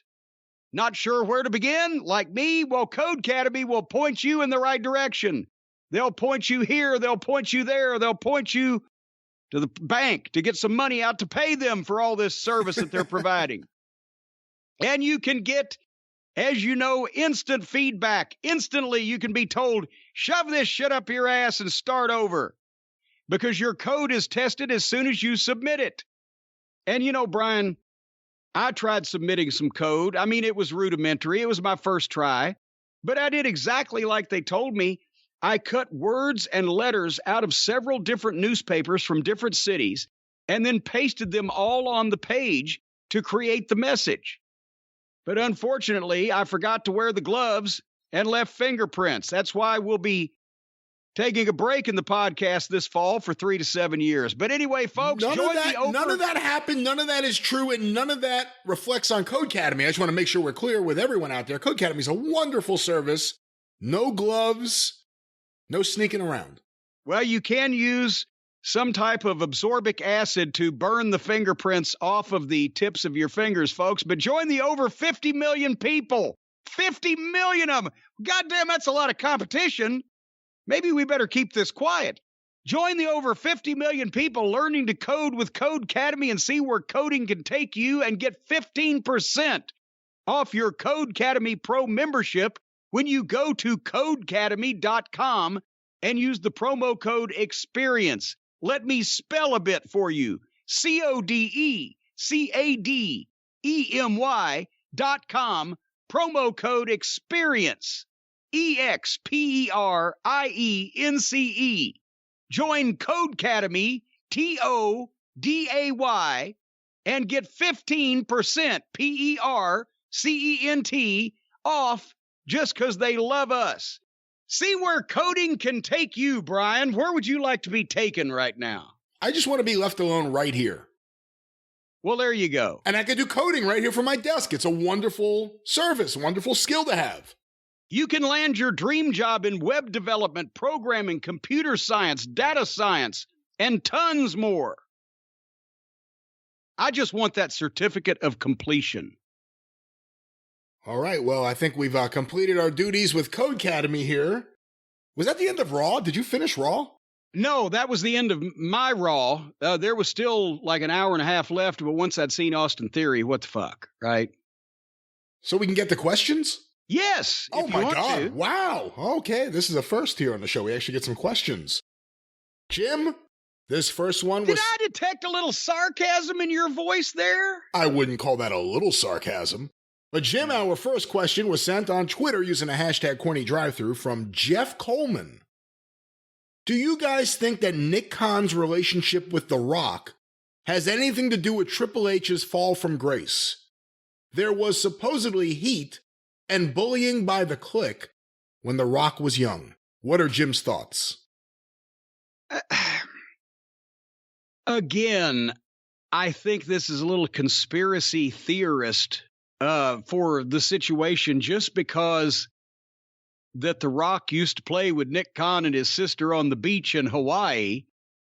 I don't think that translates that 30 years later, he's going to come in, get a job in a major billion-dollar publicly traded company and immediately carry on a revenge plan against the owner's son-in-law when his friend is the highest paid movie actor in the fucking Hollywood, possibly history, and he's, set to run the company after Vince does whatever Vince does. I don't think that he would be fucking with the son-in-law of the owner just over something like that with that setup going on. Do you think it would be? I'd take the several $billion he's probably going to make first, right? And I think Rock turned out just fine. I don't think he's holding any grudges. And right now, Triple H is sitting at home. He's had all of his friends fired and his promotion taken away from him.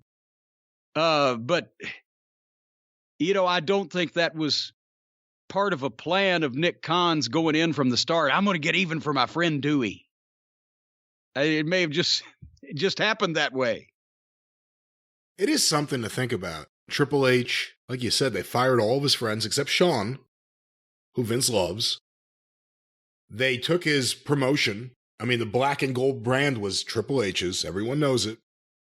All those photos of wrestlers signing with Triple H with his arm around them. Yeah, it was a little cringy at times because he's putting himself over, but it was him. And now the health issue. Do you think we're going to see like a last stand from Triple H? Could this be the way he goes out? Never say never in the wrestling business. And how many people have we thought were done? And they're, Goldberg, for fuck's sake. Did anybody in 1999 think that guy's going to be main eventing pay-per-views in 23 years? So you could never say never, but I don't.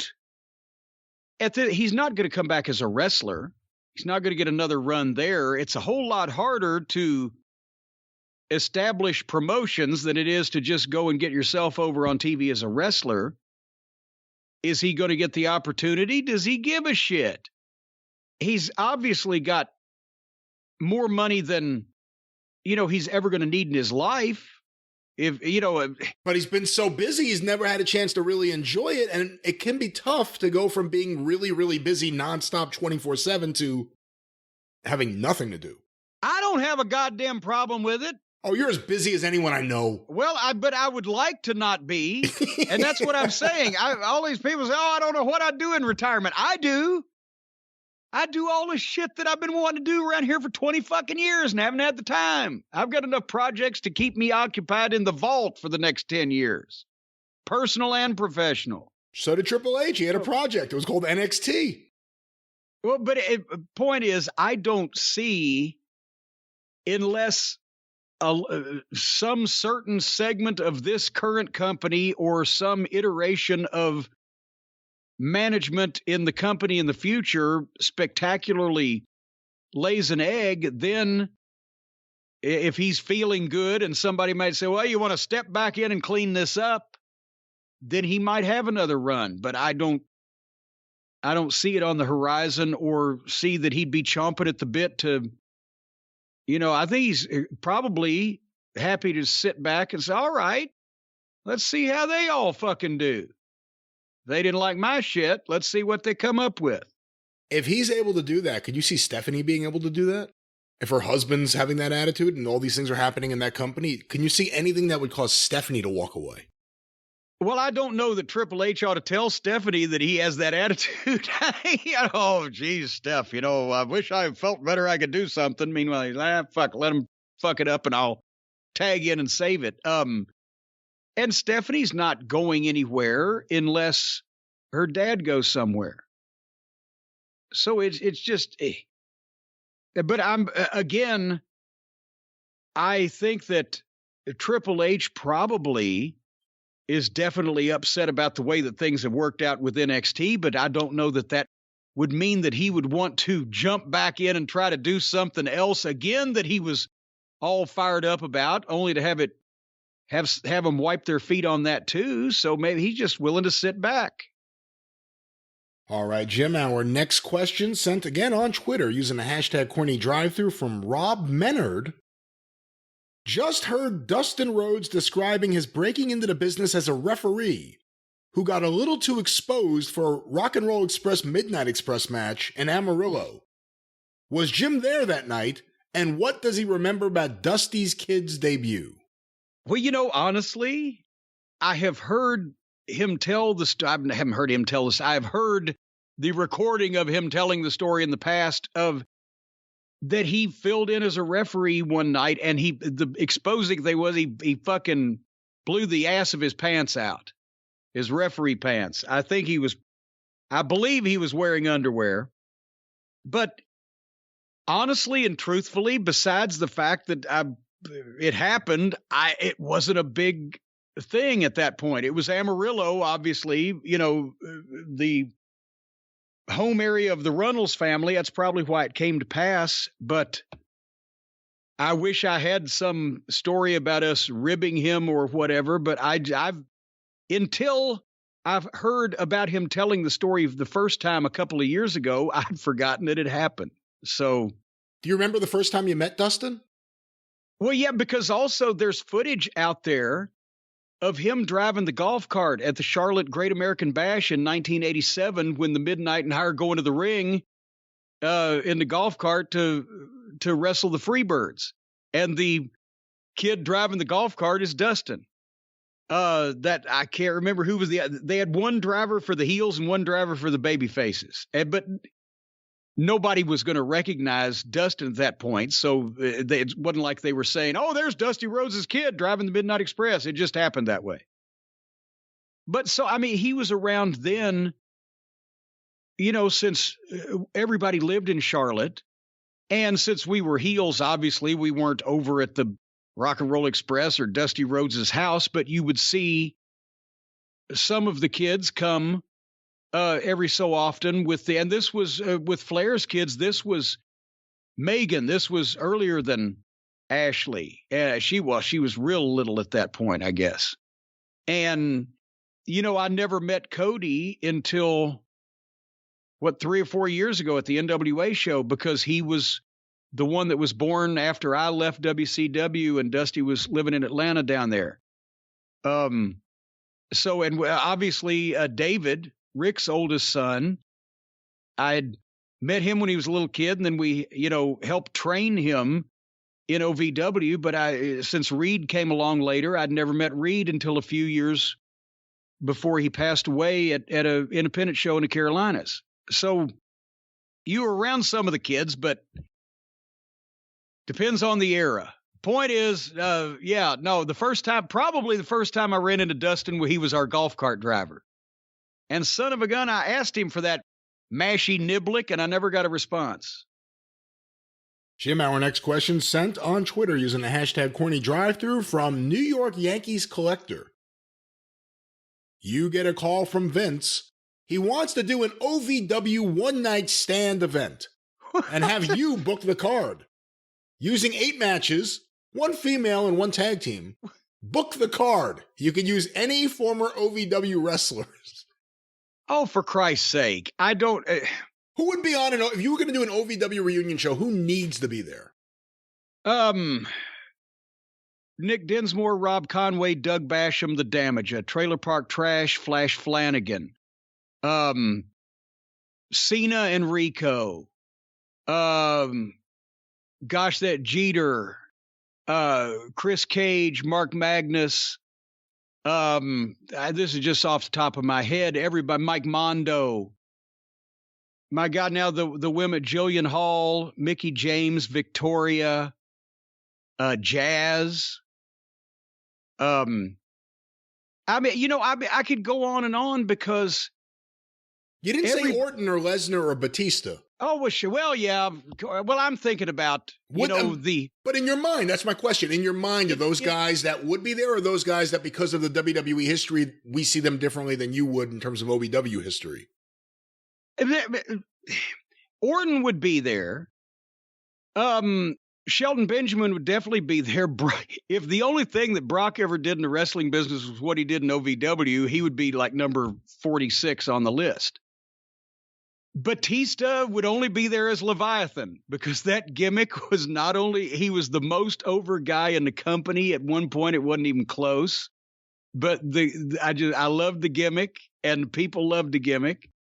And you could stay away and minimize Batista's weaknesses, of which he had a number, with that gimmick. So Leviathan would be there, Batista, and probably the one time I brought him back as Leviathan, because you couldn't change that gimmick and not kill your whole business. And the people went insane.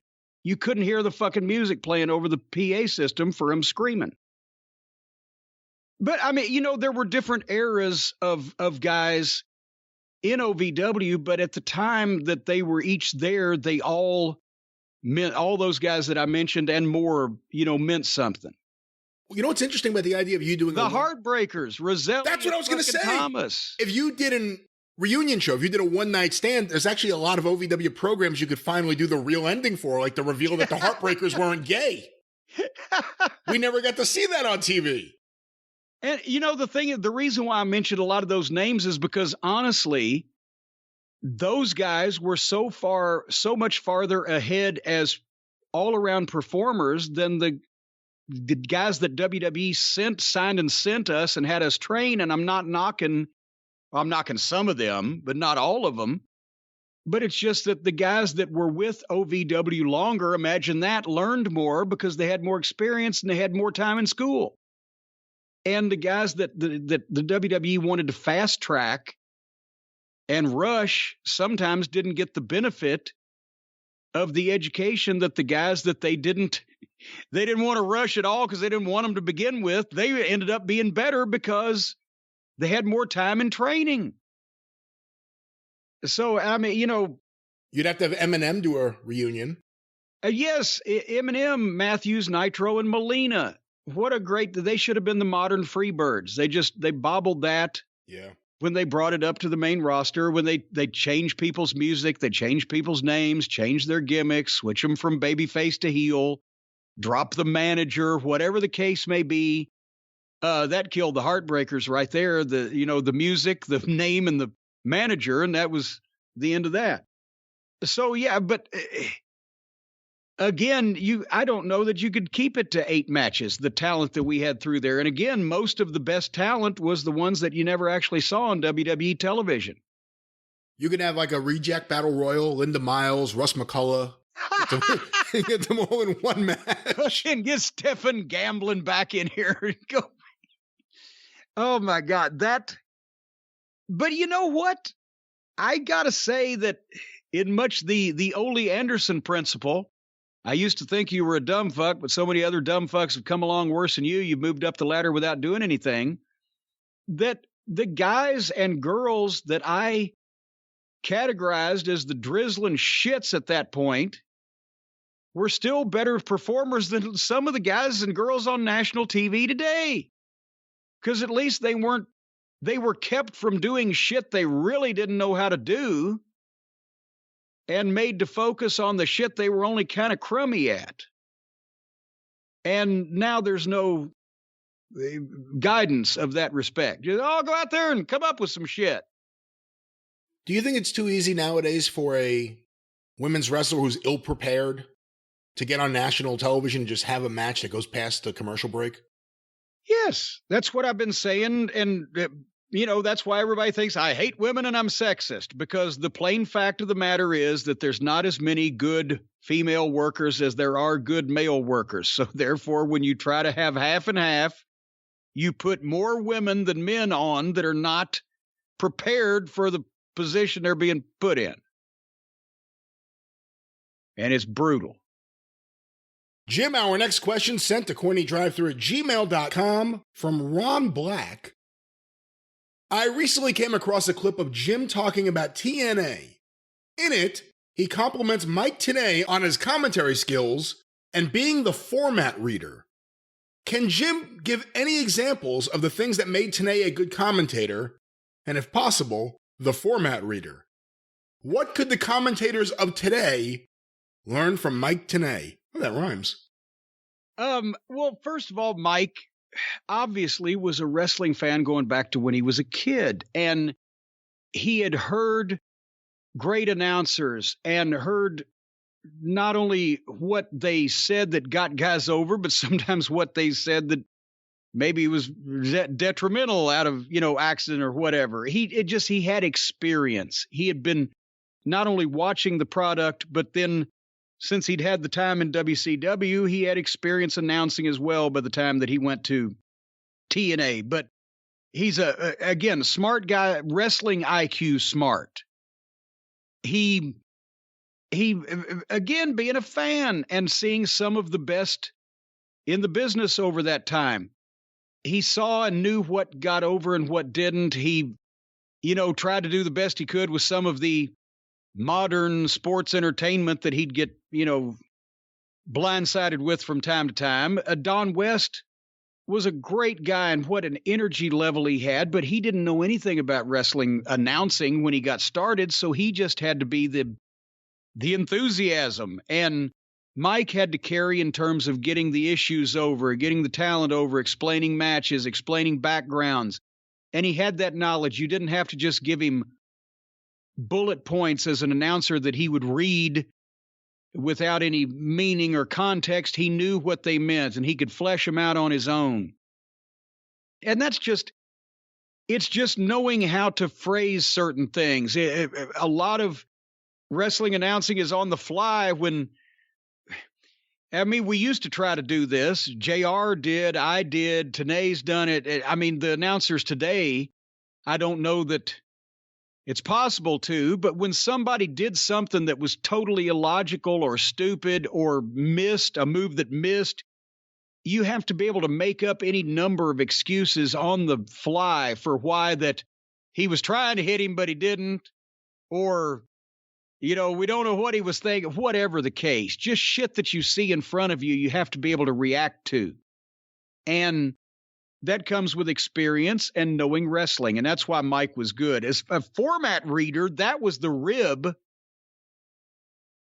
The production meetings in TNA, they had a conference room at the offices in Orlando at Universal Studios. And every day, at whether it was 11 o'clock for the pay-per-views or noon for a TV taping or whatever, they would have the production meeting where the producer, Keith Mitchell, the director, Dave Sahadi or Tim Walbert, Shitstain, because he was on the creative team, Mike Tenay and Don West, the announcers, myself, and whoever some of the other agents were at the time at various points, D'Lo Brown or Simon Diamond or Scott D'Amore, plus Jeff Jarrett and Dutch Mantell, and a variety of the other television crew and people involved in the office would have a production meeting for the shows we were going to do that night, read through it, assign referees, assign producers or agents, see if there was any issues that the truck needed to know, everybody from graphics to music, right? You read the format. Well, Mike Tenay was deemed with the task of reading the format.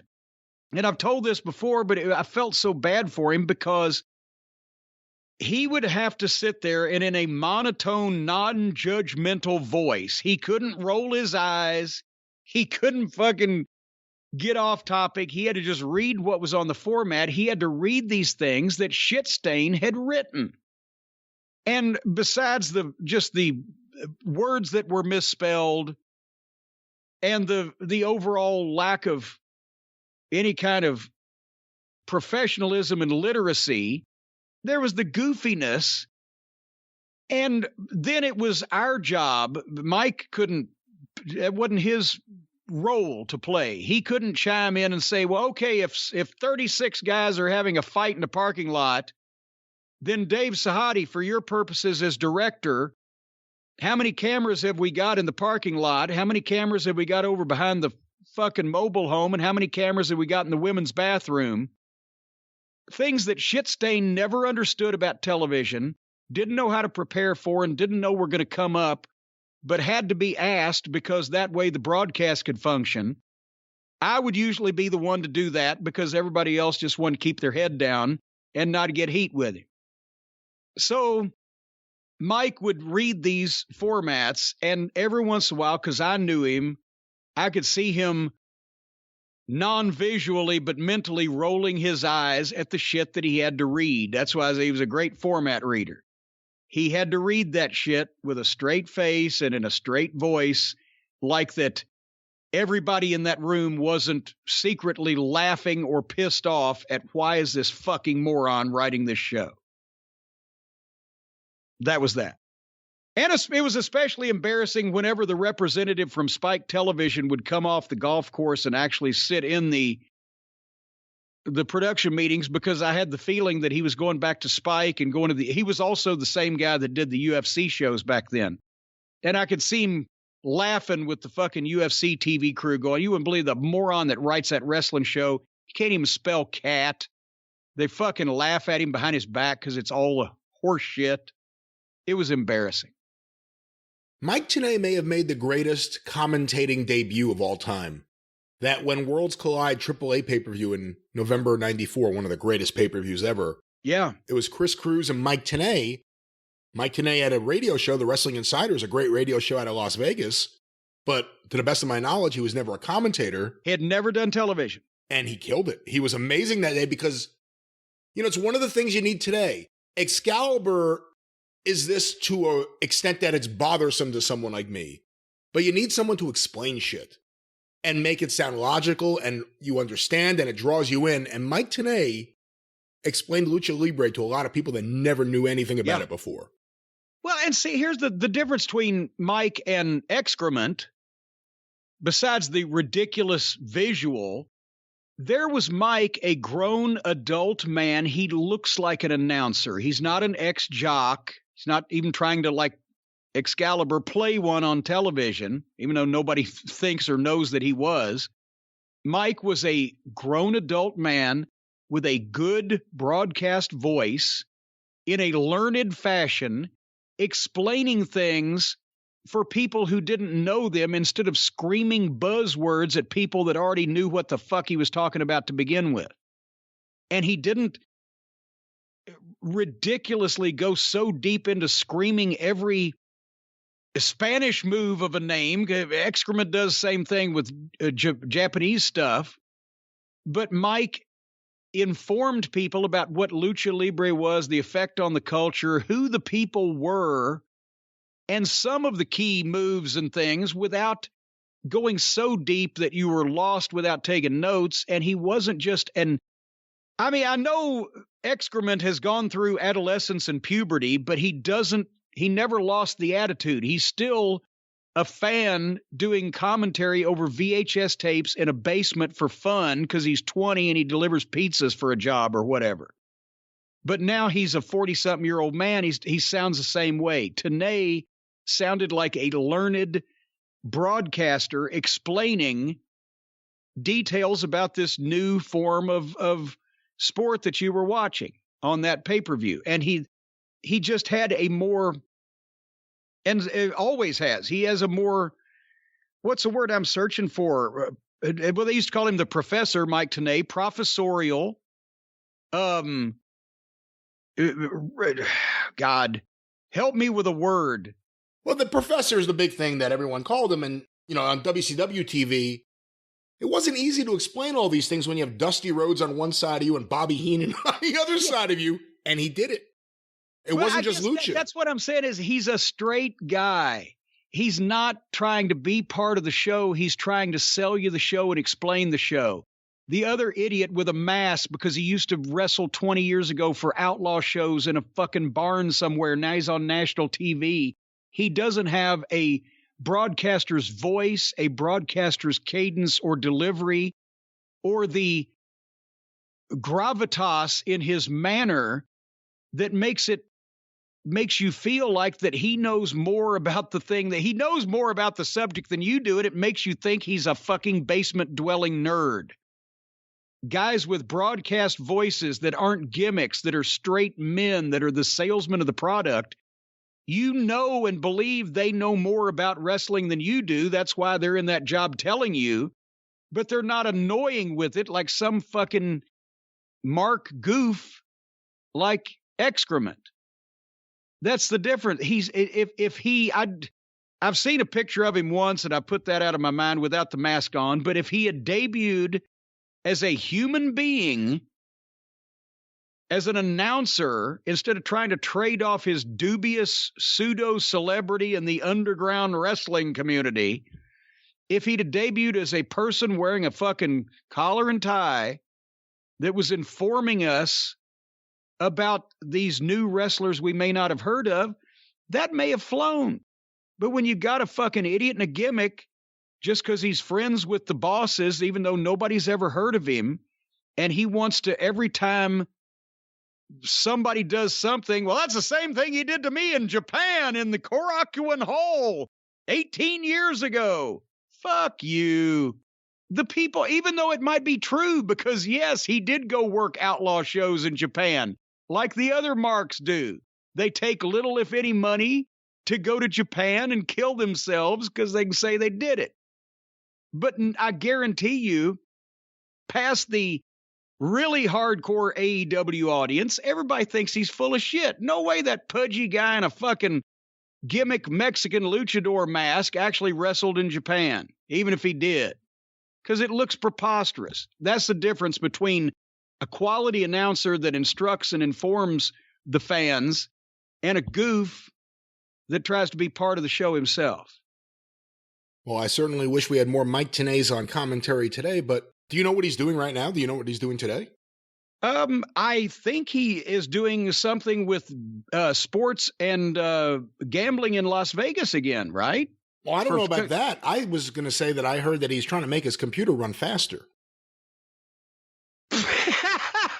I'll make you run faster. I'll chase you out of this house right now. How many of these daggum commercials are we doing here today? We're popular. We're very popular. Boss of this show, boy, you would think we've done everything we can to run these sumbitches off, you would think, but nevertheless, they keep coming back for more. Well, folks, if you want your computer to run faster, I'll guarantee you that as soon as I figure out which one of these sponsors does that, I will there it is right now.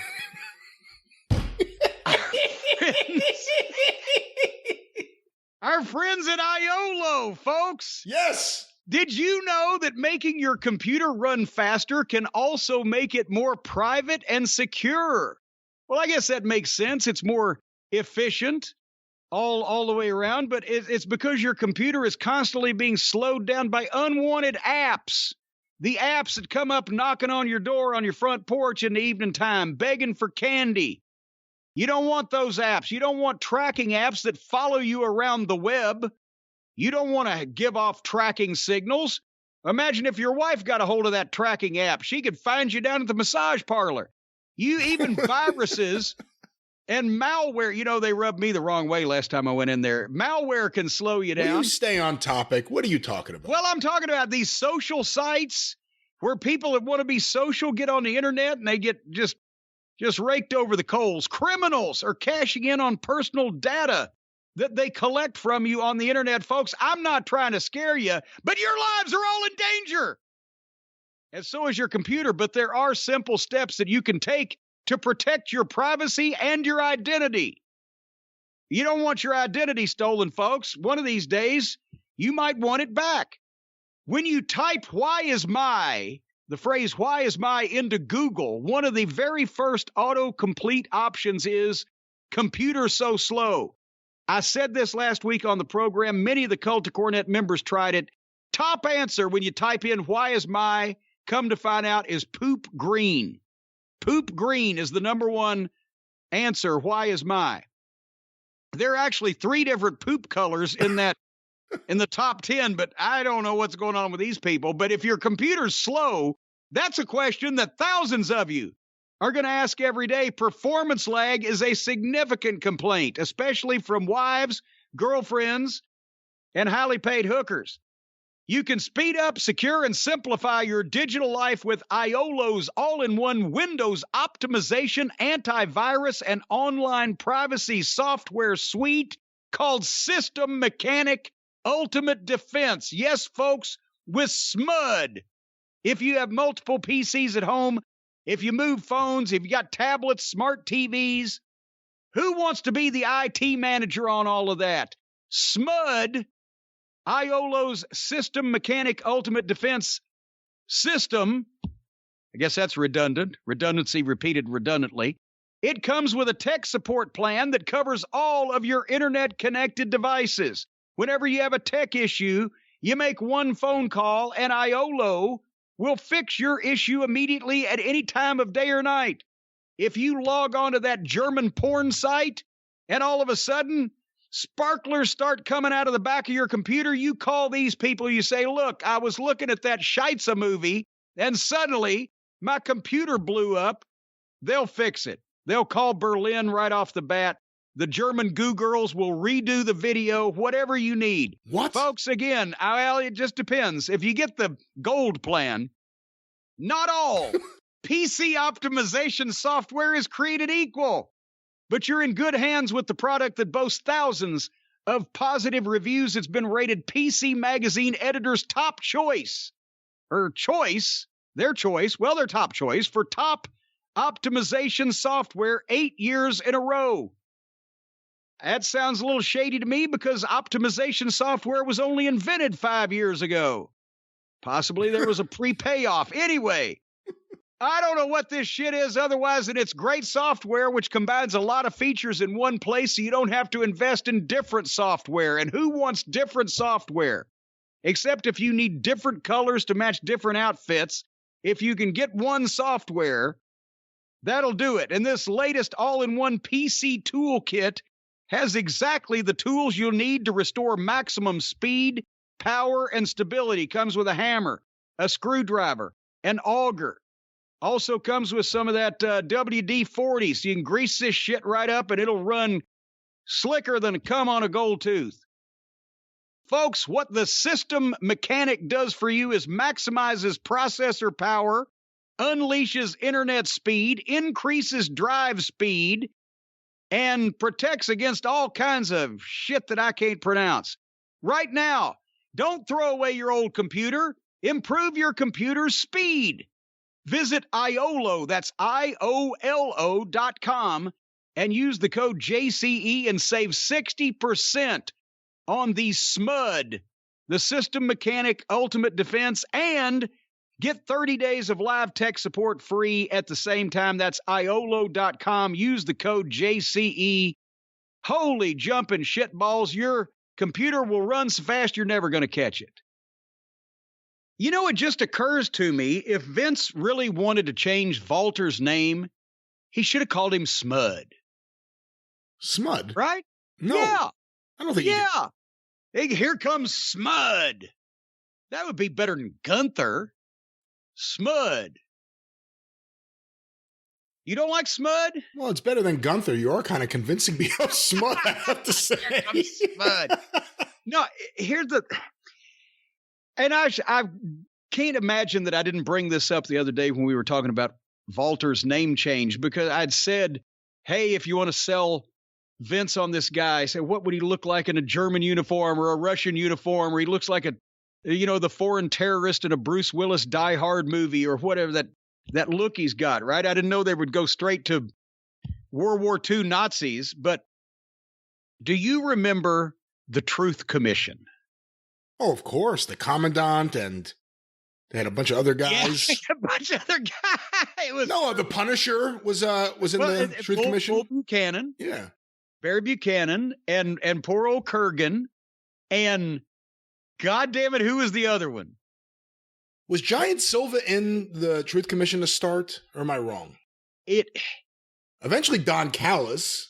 I think, eventually Don Callis, and then Kurgan went to the, or not Kurgan, but Giant Silva went to the Oddities, and then Kurgan ended up in the Oddities. There was another guy, though. And there was another guy, and that's the problem, is he was the fourth guy, counting the Commandant. But where I was going with that was Vince, one day, we go over to his house to write TV, and this is when I hear about the Truth Commission and the Commandant. And for everybody who's thinking, what in the world are they talking about? Go back to 1997 WWF television, Raw, this was before SmackDown was on the air. There was suddenly appeared this commandant, and he was the head of a 3-man team. As we mentioned, I think at the start, it may have been Kurgan, Barry, and Silver, whoever the fuck. But Vince started talking about this. Yeah, the commandant was an actor that they had found somehow. And like I said, this is when you're on the creative team and there's Vince telling you what the creative is. We're supposed to be writing this shit, but me and Bruce got to sit because he's had an idea. And he apparently watched the news sometime. And in 1996, they appointed what they called, it was the Truth and Something Commission in South Africa after apartheid, to bring the opposing sides together, and they were all supposed to testify, and the punishment would be meted out, or, a compromise would come to. It was going to clear all this shit out, right? Well, Vince apparently had seen that on the news or on television or read about it or something, and somehow thought that he was going to have this gimmick translate to wrestling, and found this actor from, he may have been from South Africa, but he had an accent. He was. Bret Hart met him. Yeah, Bret Hart met him. Bret Hart meets all these foreign actors, right? Thank you for that, because I couldn't remember how he fucking come across him. It wasn't, remember when Vince hired, goddamn, Mo and Mabel and Oscar, Men on a Mission. He was just some guy. Vince was at the hotel at WrestleMania, and Oscar jumped in the elevator and did a rap for him. Got hired to be a manager. Clarence Mason was actually a real attorney in Texas, but he was a big wrestling fan and somehow came on the radar, and then they had a lawyer. Clarence Darrow and Perry Mason. So Vince decides he's going to have a truth commission. He's got this commandant. He's an actor. They're going to put these 3 guys in there. So these 3 guys show up in military fatigues and berets with this commandant having them march and giving them orders. But this is where I was going with this. Vince McMahon, he saw this in his head. He had some vision of what he wanted this commandant to be like, to do and say, and how he wanted these guys to act, but he couldn't articulate it, and nobody could figure out how to transfer the South African Truth Commission into a wrestling tag team. And they never got over, because it was another thing that Vince was sending this out by telepathy. He could see it. He could hear the guy saying shit he would like. He just couldn't tell us what the shit was. And it was brutal. And, you try to do something with it, because Kurgan was great. Kurgan on his own as a monster heel, you could have got mileage out of him some way. He wasn't the most polished Jack Briscoe-esque performer in the world, but he had the face and the size and the look and those big hands. And he was in movies. He's still in movies. He became an actor, and he, for parts that call for a fucking guy that doesn't look like anybody else. Barry Buchanan was an incredible worker for his size and could walk the ropes and had balance, and it was 6'6" and 280 and just the best human being in the world. But this was just, it was a gimmick that nobody understood and nobody could figure out what the fuck it was. And then, of course, Shitstain gets a hold of it later on, or hold of some of these guys. The commandant petered out quickly. He had no wrestling experience at all. And he was an actor, which meant he would say words if you gave them to him, but he couldn't do his own shit, so he couldn't get himself over, because that wasn't his thing. He wasn't supposed to just ad-lib shit, right? Like wrestlers do. That's why wrestlers aren't actors, they're reactors. So then remember, Kurgan ended up with Giant Silva, and poor John Tenta in the oddities. Remember the human oddities? How could I ever forget? And they threw Luna in there. And that's when Shitstain got the crack-addicted dwarf from Howard Stern and whatever. And this is, again, I bring this up because this was Mark thinking, not Booker thinking or promoter thinking. You have a group of human oddities. Well, on the surface of it, that sounds like something that you should do. Well, since we've got a bunch of oddities, we'll have a group of them. Well, then if you have one freak, you have an attraction. If you have a group of freaks, you have a sideshow, and nobody gets over. So all it was just visual chaos by having a bunch of weird-looking people in the ring at the same time and no focus on any of them. Let me ask you a question, Brian. Who was the best in-ring 400-pounder in the 70s? The best in-ring 400-pounder, Jerry Blackwell? That's exactly who I was thinking you were going to say. Who was the best 400-pounder of the 1980s? Terry Gordy never got the 400. Bundy wasn't the greatest. Well, I will say late 80s, early 90s to Vader. Hone it in for you. Well, no. I'm not talking early 90s, mid-90s. I'm talking late 80s. Before Vader was good, Bam Bam Bigelow. Oh, that's right, yeah. Think about it. 86 in Memphis, 87, 88. He was the best of the 80s. Who was the best in the 90s? 400-pounder. You already said him, Vader. So one of these outlaw indie mud show promoters would think, oh, this is a dream match for all the hardcore fans. If you had all three of those guys in their prime at the same time, one of these mud shows would book a 6-man tag with one team, Vader, Bam Bam Bigelow, Jerry Blackwell, right? You can see it. That's Mark booking. That's Mark thinking. That's not promoter thinking. That's a dream team to the people that you're already going to sell tickets to because those are the hardcore fans that want to see anything you do, right? But for promoter thinking, you've got Vader, Bigelow, and Blackwell on the same team. Who gets over? Here's a guy that does incredible things for his freakish size. And here's two more just like him standing next to him. It eliminates the specialness. So a lot of these groups and factions, some of them come from Vince's weird ideas of things that he can't necessarily convey. And some of them come from lazy thinking like Shitstain or the indie promoter. Well, let's just put all these people in a group.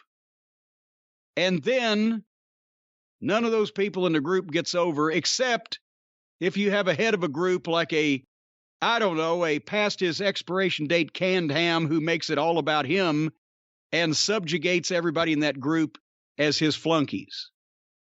Canned ham, you say? Canned ham! But yeah, so I'm surprised they didn't make Walter a member of the South African Truth Commission to wrap that whole thing up. I'd prefer if he was a member of SMUD. But let's get our next question. SMUD, that's a money gimmick. I smell money. Let's see what else you smell with this next question, Jim. This was sent to CornyDriveThru at gmail.com from Mike Gunter, Raleigh, North Carolina. Silo Mike Gunter, the tallest wrestling fan in North Carolina. How tall is he? He's so tall I can't see the top of his head. There's too many clouds in the way. In addition to Lio Rush leaving AEW, Peter Avalon also announced he would be a free agent soon. Over the weekend, it was revealed that Jelly Nutella, Marco Stunt, and Brian Cage's contracts were also not going to be renewed. In your opinion, other than Leo, are any of the others a big deal? I would think Vince may like Cage. Well, I would think Vince would like Cage when he sees a picture of him. I think after anybody in that company would meet this guy for, about 15, 20 minutes, they might figure out, maybe this ain't going to work. No, I mean, we've been talking about it. Peter Avalon announces I'm going to be a free agent. Jesus Christ, you ought to pay, instead of being free, you ought to pay people to book you. Have you seen this fucker? He was the librarian. Dwarf Dong Sucker we've talked about. That was a charity job to begin with from a completely green, inexperienced guy that was in over his head as a booker and a promoter and was taking recommendations. Oh, you got to get this guy. He's a big hit on the indies. And then they had to fucking suffer his presence and stink their show up with him for however long. Now the contract's up. Tony won't fire anybody, even the people he made mistakes on. He wants to be a good boss. So, no, Dwarf Dong Sucker is not a surprise nor anything to write home about, nor thank God he's gone. Peter Avalon. Who was the other ones they mentioned? Jelly, Nutella, and Brian Cage. Come on, seriously, Jelly that was just an insult to national television to do that to national TV. And Cage, somebody in the WWE will see Cage and they might be minorly interested because of his look, and then they will start talking, and everybody that they talk to will say, this fucking guy's a moron, he's a mark, he's got to get Mr. Get My Shit In. Remember, that's what he actually put on his tights. GMSI was Get My Shit In. It was a joke on the indies that this guy doesn't know how to work, like his size and his look, and he wants to do a bunch of klutzy moves. And I guess his wife got lippy about he wasn't getting pushed right. And they're going to ask around and find out that no, the guy's a goof that wants to do the trampoline matches. And I would imagine the interest in him will wane very quickly in the WWE as a result of the feedback they'll get. And the feedback won't just be about his in-ring work; it'll be about his mentality outside of the ring. And well, yeah, I mean, he does not have a very good reputation with the AEW locker room. Let's just say that. Not the most popular fellow. I don't know. Who would have more heat, me or him? Depends on who you're talking to in the back. Actually, he may with certain people. Actually, yeah. Well, there you go. So, but. I mean, we're not going to, they've already said that they're not going to future endeavor anyone, publicly announce it. They're just going to quietly let the contracts expire. And some people are going to say, well, that's, nice of Tony, or that's a more polite way to do things, and publicly shaming people by, we've released so-and-so. But in actuality, it benefits both sides, the talent and Tony, because if Tony was to give a list of all the contracts that expire when they're about to from the first round of signings, then everybody on the internet would be fucking horse laughing at him that he signed all the people that's contracts just expired to begin with. So... And I'm sorry, a lot of people go, oh, it was a brand new company. No, there was no reason whatsoever to sign the subpar talent that Tony Khan signed for ridiculous amounts of money, more than they were being paid anywhere else in wrestling, multiple times, as we've mentioned. I'm not talking about everybody. I'm not even talking about old Twinkle Toes right now. I'm talking about the pure Dreck outlaw mud show talent that populated a lot of the shows when they first started, that were hired simply because they were friends of one or more of the EVPs. And the Jellies and the Sunny Kisses and the Legless People and the Dwarf Dong Sucker and all the shit that wasn't ready for television and still ain't. It would be embarrassing if there was a list of 15 or 20 of those that Tony had to answer for. Why did you sign these sumbitches in the first place? Well, the answer is because my EVPs took advantage of the fact that I had no idea what the fuck I was doing, because I'd never done it before. So yeah, we're going to thankfully be bidding adieu to a lot of these people. We haven't seen some of them in ages. AEW Botches on Twitter keeps a running tabulation of how long it's been since we've seen some of the more embarrassing talents on television. I think Sunny Kiss has been a year and something. But, there were wrestlers that would have crawled across broken glass, grown adult men, some with a little bit of experience, that would have crawled across broken glass to be booked per night by a national television company and give them the chance to get over. Instead, he hired mascots and indie darlings for six figures and put them under contract, and then had to fucking run those contracts out on a YouTube show just not to hurt anybody's feelings. That's not the way you do business. Sorry. Jim, our next question sent to CornyDriveThru at gmail.com from McGuire on Long Island. I know you remember Davey Richards well from Ring of Honor. I thought he was one of the best workers and most dedicated wrestlers to the business. I just wanted to know, how do you think he would have been used in WWE, or even how he would be used in AEW today?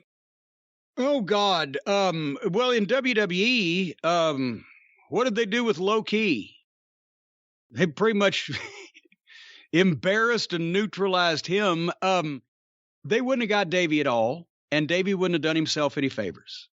Because Davey, the first time that I went back to Ring of Honor in 2009 and saw Davey for the first time, I told him at the Philly Diner after the matches that night. He was eating and I went over. I said, "You are a very special talent. You have intensity in the ring. You can do things a lot of people can't do." He reminded me a little bit of Chris Benoit, a little bit of Dynamite Kid. The problem was, as far as ever going to the WWE, they weren't going to overlook the fact that he was vertically challenged and and they weren't ready to use smaller guys in really top spots at that point. They still aren't, but they really weren't then. This was 2009. As far as having that Davey Richards in AEW today, those fans would go absolutely ballistic over Davey Richards. And the Davey Richards, I haven't seen him lately. I know he's back working. I haven't seen him, though, so I can't say. But the Davey Richards of 2009, 10, 11, 12, that era, would instantly be in the top 6 or 8 in-ring performers in AEW right now. The promos never came with Davey except when he was being real and himself. And we were able to capture a few of those on Ring of Honor television. We talked about getting in the business, and he was raised by his grandparents, and he actually would get a tear in his eye when he talked about this because it was a true story. His grandfather died. He was on the way back from a wrestling show and couldn't get there in time and always regretted missing his grandfather passing, but his grandfather knew that wrestling was his dream. And when you got a guy that can do athletically the things he could do, he had a real strong MMA base when UFC was especially hot. The problem was Davey, every once in a while, I've said before, he would talk like a lot of people fart. It just blurt out and he'd say something and back himself into a corner, or, his dedication to the business would wane and come and go. At first, he wanted to go back to school and be an EMT, which I think he ended up doing. But then he wanted to wrestle. One time, me and Delirious had to talk him out of, after a sold-out Ring of Honor show where he was defending the title at the Hammerstein Ballroom, he wanted to propose to his girlfriend, propose marriage. But we had been around Davey enough to know that sometimes he went full bore with an idea until he changed his mind and then went full bore the other way. And we didn't want our top baby face proposing marriage in front of a lot of people in public unless he was going through with it. And we said, Davey, we better not do that. And he ended up, guess what? He didn't get married to that girl. So that's what Sammy Guevara did. He got engaged on AEW TV, and then they broke up a couple months later. Son of a bitch, I forgot. Well, Davey Richards was going to beat him to it, but we didn't let him because he would have looked like an idiot, like Sammy did. You had to protect Davey from things that he would say and do just in the moment without thinking it through. So he would not have lasted in the WWE system mentally. They would have fucked with him. He wouldn't have liked it. It wouldn't have been a good fit. If he, as I said, if he could still do what he used to do he would be a great fit for AEW because they like that exciting style of wrestling. But again, unfortunately, you wouldn't have people there preventing him from, to the best of their ability, from doing shit to shoot himself in the foot, because nobody in AEW prevents anybody from shooting themselves in the foot. So it's up in the air. But dedication, hard work, the best of intentions, Davey had all of those. It just didn't always come together sometimes. Our next question, Jim, sent to CornyDriveThru@gmail.com from Jeffrey in Buffalo, New York.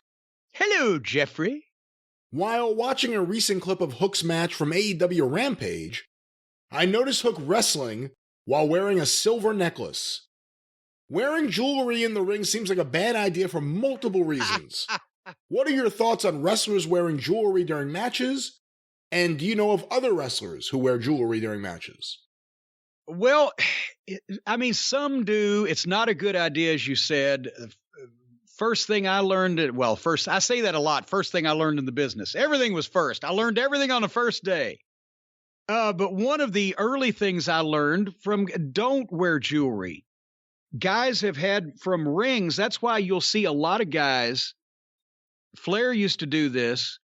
If guys wear wedding rings that they can't take off because, sometimes you wear a ring for so long you can't get it off your finger, right?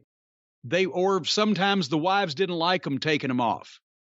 So they will tape them. So you'll see on the ring finger a big wide band of athletic tape. That's because guys have, through one freak thing or another, sometimes nearly had their fingers ripped off when the ring catches on something that they're doing somehow. They used to tell me when I first got into business, I had clip-on ties, not only because I was not polished yet with tying ties, but also because they say you'll break your fucking neck or a mark will get a hold of you. You won't be able to get away. And so at first I did wear the clip-on ties, but bumping, they'd fall off. It looked kind of cheap. I said, you know what? I'll take the chance on this. And I started wearing real ties. But, I definitely made sure that nobody grabbed it when I was in a scuffle. With necklaces, I mean, pick your poison. Do you want a necklace that if it means anything to you, if there's anything important on it, like a ring or whatever that's on your necklace, do you want it sturdy, not sturdy enough to where when somebody jams their hand in it or it gets caught on something, it'll break and not break your neck, but you lose your shit? Or do you want it sturdy enough where the necklace won't break so your neck does? Samoa Joe with that necklace around his neck used to worry me, but I mean, he had a pretty thick fucking neck. But you never know. And that's why a lot of the old timers, when earrings on guys started to be a fashionable thing, at least in wrestling, late 70s, 80s, whatever, a lot of the fucking old timers would fucking snatch that goddamn earring out of your fucking ear the hard way because they felt disrespected that somebody would wear jewelry into a fight with them. Because that's fucking ridiculous when you think about it. I've got shit hanging in my skin or around my neck that can be ripped or torn out of me, and I'm going into a fight. So no, it's never a good idea, and a lot of guys do it for various reasons, some of which I've just delineated. But no, I always, like I said, I went with the tie. But otherwise, watch off, ring in the bag, glasses off. You don't need anything that's going to put your eyes out, tear your appendages off, or break your neck. You don't want to break your neck, but you may want to shave your neck, or you may want to shave something else. How's that for a transition? Boy, I'll tell you what, I'd like to shave some of your fucking airtime off. I'll tell you that right now, fella. But if you would like to shave your taint, your balls, your nuts, the backs of your fingers, possibly even your eyelids, whatever you want to shave, I'll tell you what right now, our friends at Manscaped can fix you up. Again, as they say here on the copy, roses are red, violets are blue. Don't let a wild pube wreck you. Because, you get those ingrown hairs, they get touchy. And you don't want any blemishes or unsightly protrusions in your crotchal area because Valentine's Day is just around the corner. And Manscaped is here with the best tools to get your balls ready for the special occasion, but not just the balls, as we've mentioned.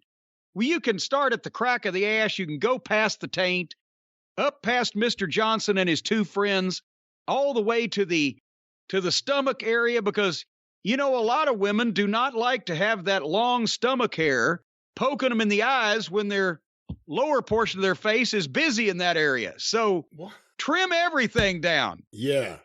Right now, the Performance Package 4.0 is just the thing that everybody needs in their life to make every day just a little more special. Of course, the Lawnmower 4.0, the electric trimmer designed to trim hair on loose skin, which, of course, we know that there's some of that down there. No matter how good a shape you're in, there's no testicle machine at the gym. And get this, folks, the advanced skin-safe technology reduces cuts and nicks. It's waterproof, got the 4000K LED spotlight.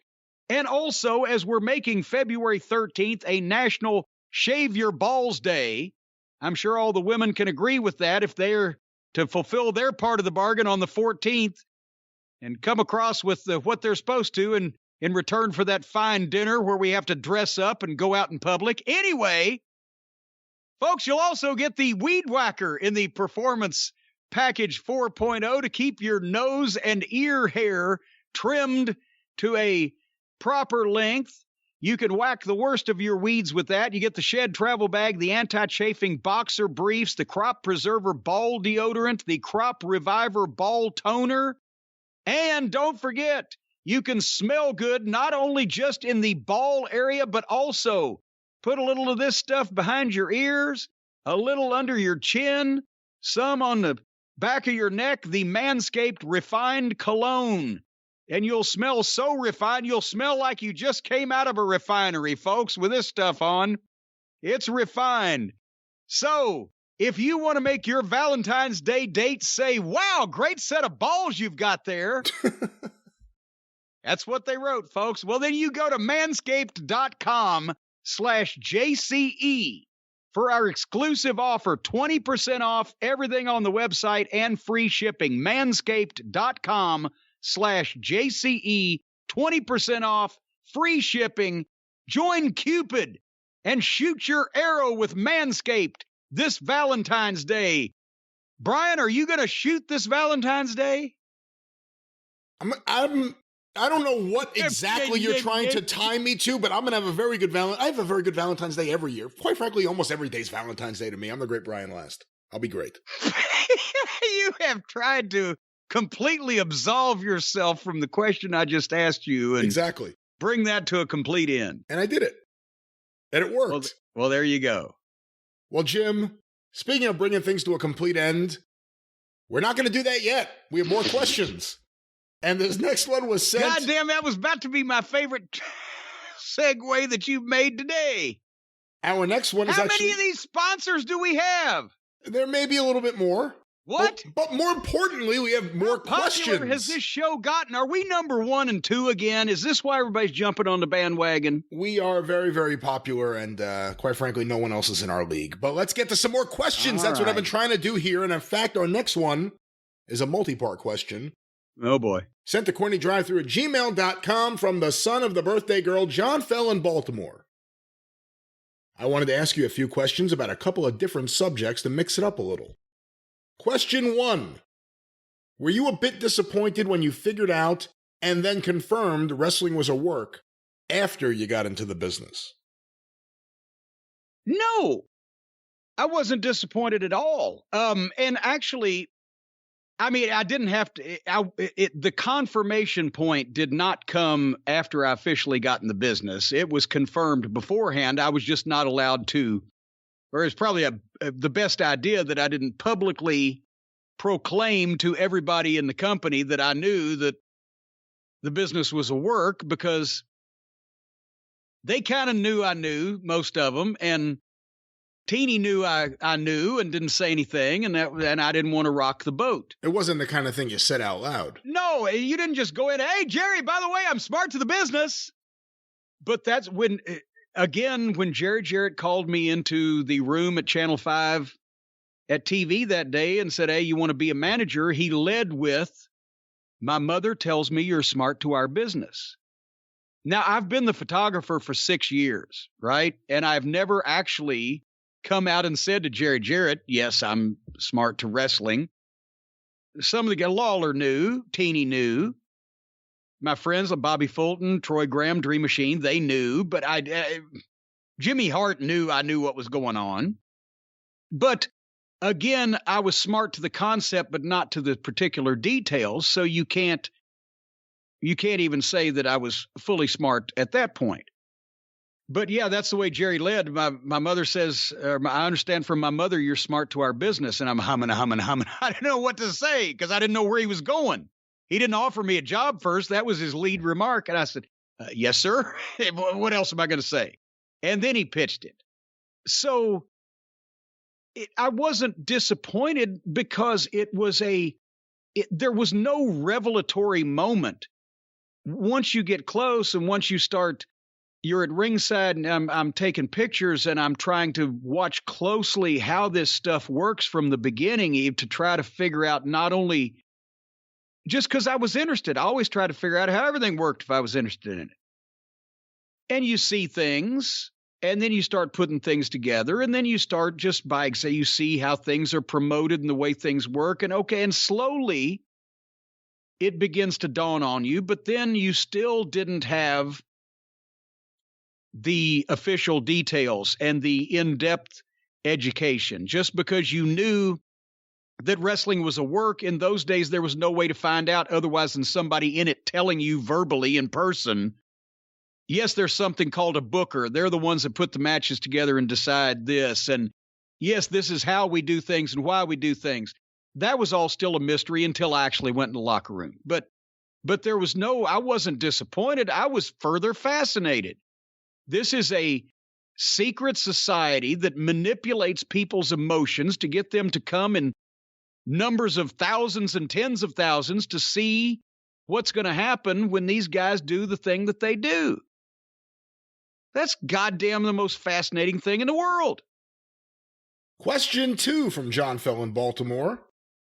If Ted DiBiase had stayed with Crockett after the UWF purchase, would you have liked to have had a run against the tag team of DiBiase and Steve Williams? No. Because Doc and DiBiase, they could have been a babyface tag team in Mid-South because of both of their histories there. But I can't see why Dusty would have wanted to present them as a babyface tag team in Crockett. They were much better as heels, especially by the time they teamed up. Doc was really getting the picture. And, for Doc and DiBiase against the Rock and Roll Express, Doc and DiBiase against the Fantastics, Doc and DiBiase against, any babyface tag team was great. I'm not saying that the Midnight Express couldn't have had a good match with Doc and DiBiase or vice versa, but that wouldn't have been the best use, I don't think, of either team, and I don't see a long-running rivalry. Does that make any sense? It makes sense. Question 3. What is the one collectible you have always wanted, but either felt it was too expensive or you could never find?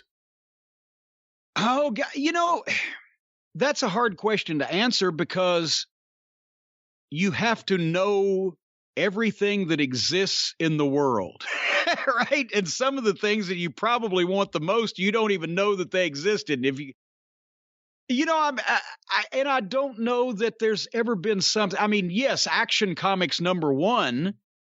From the time I was a kid, I wanted that. It was too expensive when I was 8 years old. It was $400. What would $400 in 1970 be today? Probably somewhere around. It wouldn't even be $4,000 because it wouldn't even be 10 times. That's since the mid-50s. So it was too expensive when I was 8 years old. It was $400, and now it's $2 million. Still too expensive. That's not a wrestling collectible. I'd love to have, just for the fuck of it, I'd love to have an autographed picture of Strangler Lewis. But I assume those are out there, but I've never searched the internet for them. I've seen a lot of things at wrestling fan fests, and some of them, especially, years ago, I was like, well, I shouldn't spend that much money. But at the same time, it's hard to come up with, one thing that I don't search the internet now with eBay and all this other shit, because I would nickel and dime myself to death. I wouldn't buy $1 million thing. I'd buy $100,000 $10 things. So, I can't say that there's one thing that I saw that's too much money besides action number 1. Question 4, the final question from John Fell. Which do you prefer, or did you prefer, Gray Hulk or Green Hulk? Well, actually, I was exposed to Green Hulk first because Hulk was only gray in issue. Was it 1 or was it 1 and 2? I think it was just 1, right? Issue 1. But nevertheless, by the time he got to the Avengers, the first time I was introduced to the Hulk was in the early Avengers comics that I got from my cousins, and he was already green. And then later on, when I went back and bought the Hulk number 1, I said, well, what the fuck? I thought I had a misprint. See, he's gray. And then the Overstreet, by that time, it had come out, and it Hulk gray in issue 1's. Okay, everybody's is like that. But I'd seen the green one first, and green makes more sense. Green's a more lively color. And, the green-eyed monster, green with jealousy, turn green, whatever the case. Gray is just a drab monster. Actually, as we know, Karloff was green. It's just it photographed gray in black and white film. Did you ever see the movie The Munsters made, Munsters Go Home, where all of a sudden you get to see them in color? Yes, and that's the thing, and everybody's like, oh shit, Herman's green. Jim, our next question, sent to Corny. All the Frankenstein masks when I was a kid for Halloween were always green anyway, so everybody knew. Our next question, Jim, sent to CornyDriveThru at gmail.com from Greg in Canton, Ohio. During the March 29th, 1986 episode of WCW Wrestling, boy, this already sounds pretty fucking specific. Ricky Morton and Ric Flair had a classic confrontation. Before the confrontation, Flair could be heard saying that he heard that, quote, Gibson put the Rock in rock and roll. Was this a reference to the legendary size of Robert Gibson's manhood? Thank you and take care. Yes, it was. Who can actually wrap the little boy, the little fella, around his wrist like a wristwatch? And I'm guessing he must have done this for many people. Oh, constantly, yes. No, that's the thing. I mean, Cena had a giant ball sack, so he used to do the flying squirrel. But Hoot, even soft, his dick is about a foot long, so he would do the wristwatch, where he'd wrap it around his fucking wrist and check the time. Forgive me, but what is the giant squirrel? The flying squirrel. The flying squirrel. As where you take the corners of your nutsack and pull it up into a point so that the head of the dick peeps over and it looks like a flying squirrel. But you got to have a massive nutsack to do that, so Cena was the flying squirrel. Well, while we're paying tribute to Robert Gibson, I recently saw on Twitter that they announced this will be the last year of the Rock and Roll Express. What are your thoughts about the idea that it looks like Robert Gibson may actually be winding down his in-ring career finally? Well, I mean, it's not. It's sad that the Rock and Roll can't go 100 years, because they've made 1983 to they've made it 39 this year. He ought to stick around. Maybe he'll stick around till January next year just to make it 40. But I mean, you can't blame him. Robert got into business when he was 18, just turned 18. He might have started wrestling before that when he was 17 down in the Pensacola territory. I don't know. But I saw him teaming with Ricky here in fall of 1976 is when I first met him, and he was 18 years. He had just turned 18. So he's been doing this for 46 years. And it's not like that either he or Ricky, worked big man style and didn't fucking take bumps and didn't, work hard and et cetera. So that's a lot of wear and tear. So, I mean, I don't know whether Ricky will ever retire at this point just because he's a fucking freak of nature, but I'm not surprised that Robert would be, how old is he? 18 from 76, 46. He's almost 65. Give or take a year or two. So, not give, but take. He's either 63 or 64. So, I'm not surprised by that he'd want to wind it down at this point. I just, you hate to see that because they've made it this far. Holy fuck. Who would have thought? Jim, our next question is a popular topic from many of the listeners in the last week. During an interview with the Pittsburgh Gazette-Post, Jerry McDevitt said this, quote, WWE is a major client, but I have other clients. I also represented Dr. Cyril Wecht. I'll be 72 in January, so I've been trying to turn it down a little bit as I'm headed into retirement. But because of my long-standing relationship with WWE, I continue to represent them, although I keep telling Vince I want to retire. My contact... good luck, Jerry. My contact and my relationship is directly with and to Vince. It always has been. It always will be. That's kind of a unique relationship in the landscape of the law these days for the outside counsel to have that sort of direct relationship. So, Jim, I said a lot of people sent this in. What are your thoughts on the idea that Jerry McDevitt wants to retire? Well, again, he's 72. What the fuck is everybody waiting on? I mean, I guess there's people out there still want me to have a fucking job. I'm 60. Fuck you. My job is sitting on my fucking formerly young, formerly fat ass right now. I'm not surprised he wants to retire. He's 70 fucking 2. And I'm not surprised Vince won't let him because he's a madman and he won't retire. And you're right. What you know the business world, Brian, in today's modern climate, especially with these billion-dollar companies and publicly traded companies, they have counsel on staff. And WWE has a big legal counsel on staff there. They got plenty of attorneys to handle all of their shit. But Jerry McDevitt works directly with, for, and at the pleasure of Vince McMahon. And that's unusual, as he said. They usually have in-house counsels, and then an outside counsel will usually work together with the board or with the in-house counsel on a special, assignment or whatever the fuck. But most of these companies don't just have, but Vince is not and hasn't ever run just any company or any regular company, even though he's, as we've said, always had a great staff and a well-run business apart from the wrestling aspect of it. Vince has always done what Vince wanted to do if he's the boss, and so he found McDevitt. McDevitt was his Johnny Cochran, got him out of the steroid deal, and so McDevitt's his guy. And if Jerry McDevitt lives to be 85 and Vince is 89, he better be expecting Vince to be calling him whenever he needs something.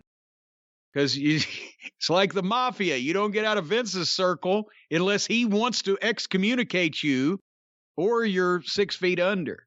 Or if he forgets who you are. Well, that's coming up now as a third option here of late. I understand Jerry knew things were wrong when Vince said, "Hello, Blackjack." Excellent question, Clarence. All right, well, our next question, Jim, sent to CornyDriveThru at gmail.com from Christopher in Alexandria, Louisiana. My old hometown.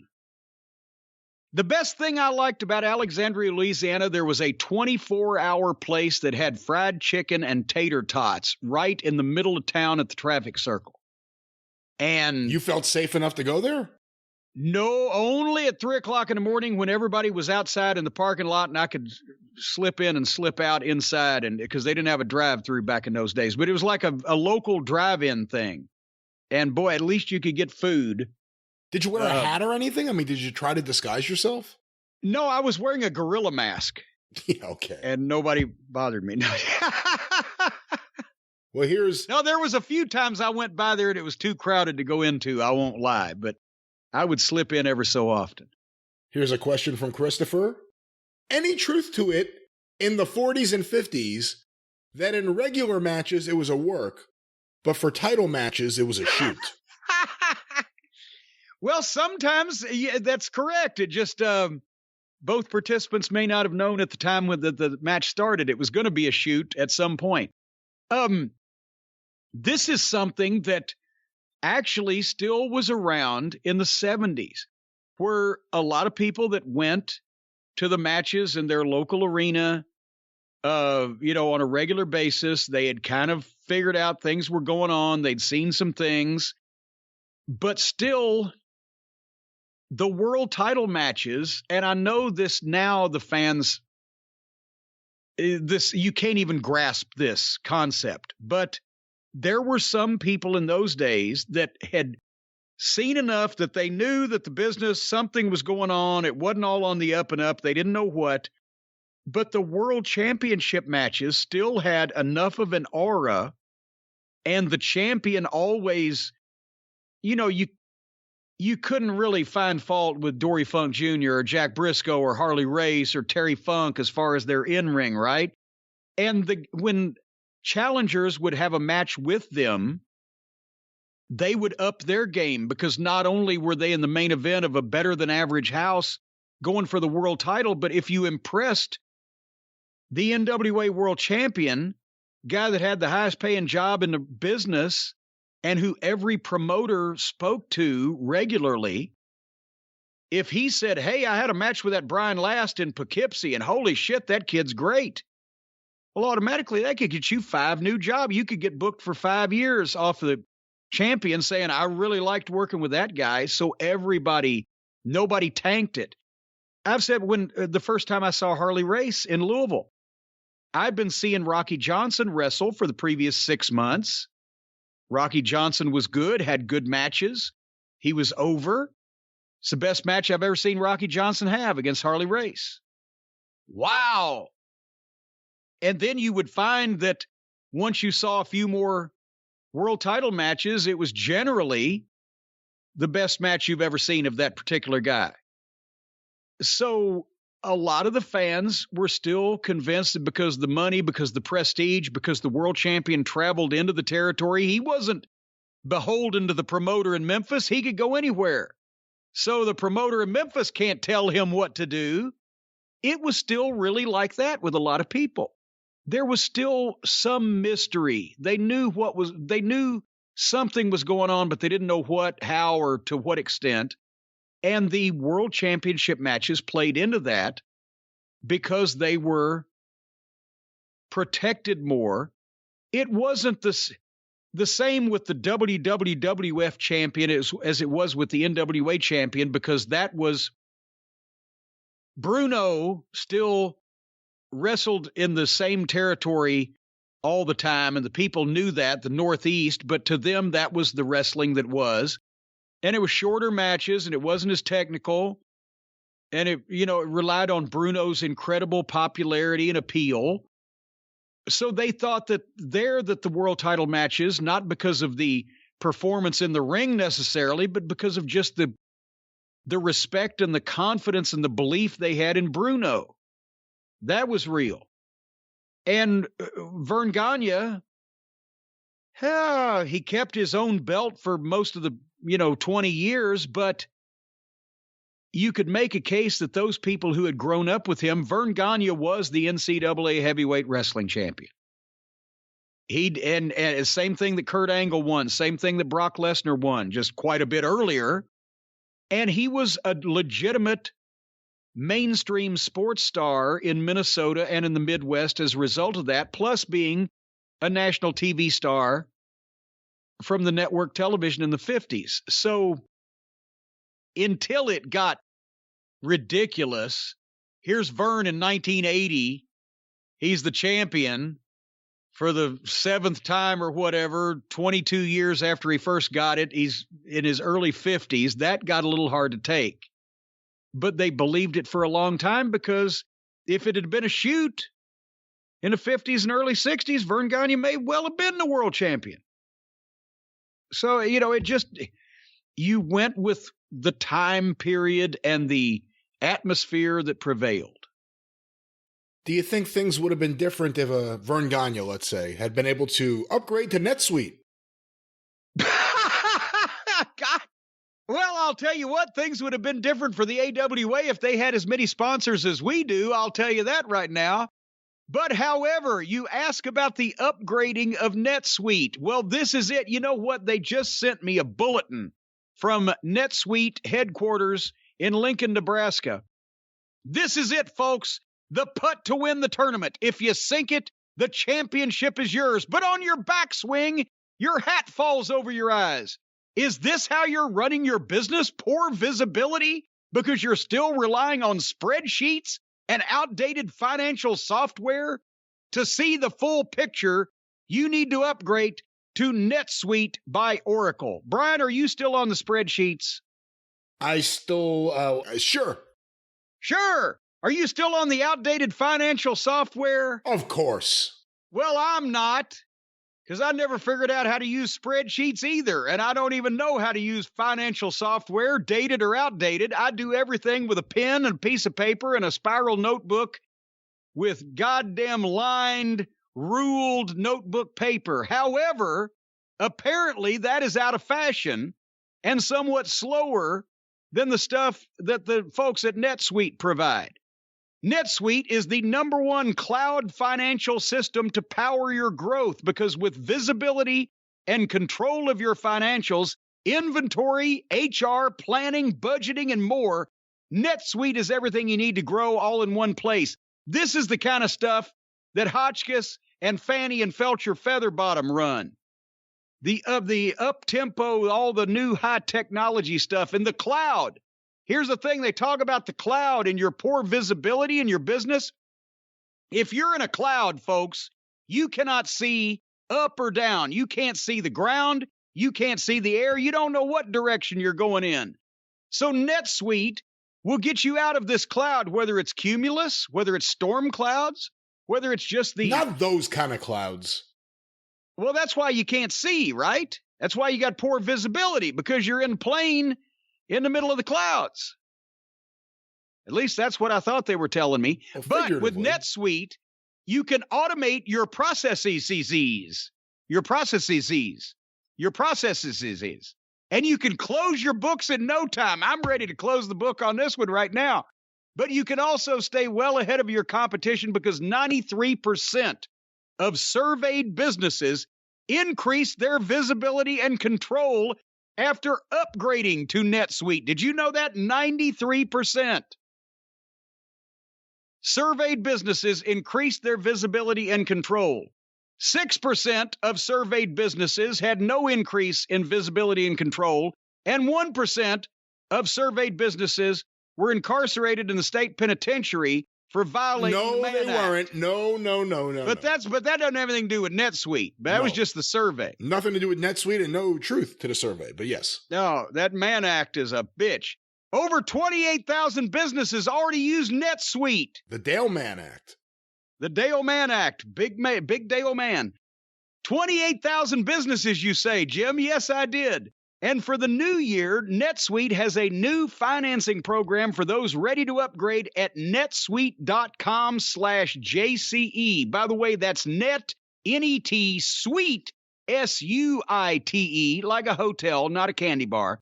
netsuite.com/JCE. Head over there now for this special one-of-a-kind financing offer on the #1 financial system for growing businesses. netsuite.com/JCE. I thought the #1 financial system for growing businesses was that numbers racket that Fingers Felder used to run over in Portland, down in West Louisville. Fingers Felder, really? He left the Eagles to go into illegal gambling. Yes, he did. No wonder Henley and Fry didn't like him anymore, but let's get another few questions here on the show, Jim. This next one, sent to CornyDriveThru at gmail.com from Bob, jacking it in San Diego. I was surprised to hear Brian mention the Metal Maniac on a recent drive-thru. I had the misfortune of knowing him briefly in the early 2000s while wrestling for AFA. We called him the Metal Mullet behind his back, and no one took him seriously. He acted as though his indie feud with Jimmy Snuka was up there with Don Morocco's. He beat me with a pedigree. Metal Maniac and Jimmy Snuka. He beat me with a pedigree in 2 minutes and bragged about winning this match in the locker room for months as though he really beat me. My question is, did Jim ever get stuck managing the Metal Mullet when he did shows for Dennis Carluzzo in the Northeast? And if so, did Jim ever have to deal with the Metal Mullet or any other lifer indie guys pretending they were equals and calling him brother 46 times in the first meeting? Brother.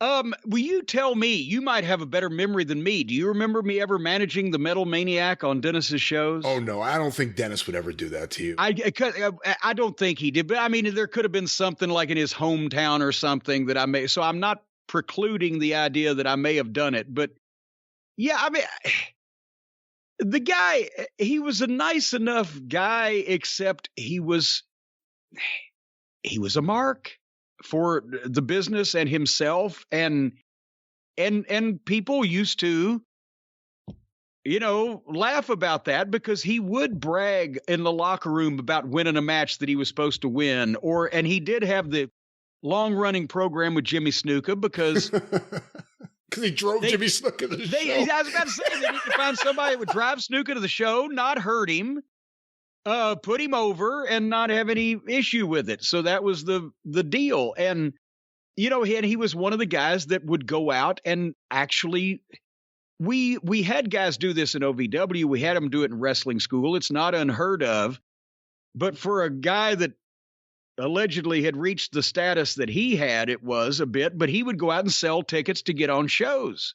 And or if you'd put him on a show, he would go out in some way or another, try to drum up a bunch of people to come see him. So he was dedicated in that extent, which is why he got booked in a lot of places, especially for Dennis. But there was a famous story of him getting in line in full gimmick, including the makeup and his outfit, to get an autograph from Kerry Von Erich with the other fans. I remember that. I remember that story. I was not there at the time, but I remember the story. But there was, that's the thing, Metal Maniac, and everybody go, giggle. But bless him, he wanted so badly to be somebody that he was not necessarily equipped or going to get the opportunity to be, but he acted like he was anyway. Any other experiences with guys like that? I mean, when we talk about using the word brother, I mean, people use that in real life, but there are certain guys that use it in wrestling, and then there are guys that go overboard with it, like they're trying to be something you're not. Did you have many encounters with wannabe wrestlers or guys who you're like, why? Now that I asked the question, I realize how stupid it is. Of course you have. Have you had any, in the last 45 years, Jim, have you had any encounters with people that wanted to be in wrestling business? God, I mean, anything from you can tell when a guy's too excited to use inside lingo, especially when he might not be using it all properly. That's a tip off right there. And there were, the plethora of independent promoters over the last 20 years that run, as I've said, their hometown on their birthday. I've gotten all kinds of calls. And I mean, it is wrestling terminology. Yeah, we want to bring you in.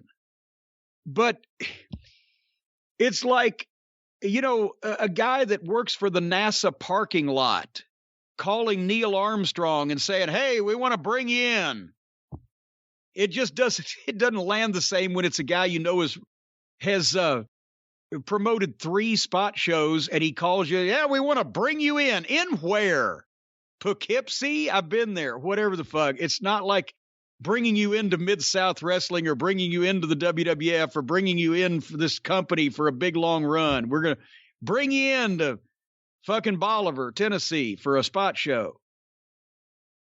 And the promoters try to do the same thing. And remember, bless him, the Purple Bomber, Gino Moore, had to create that.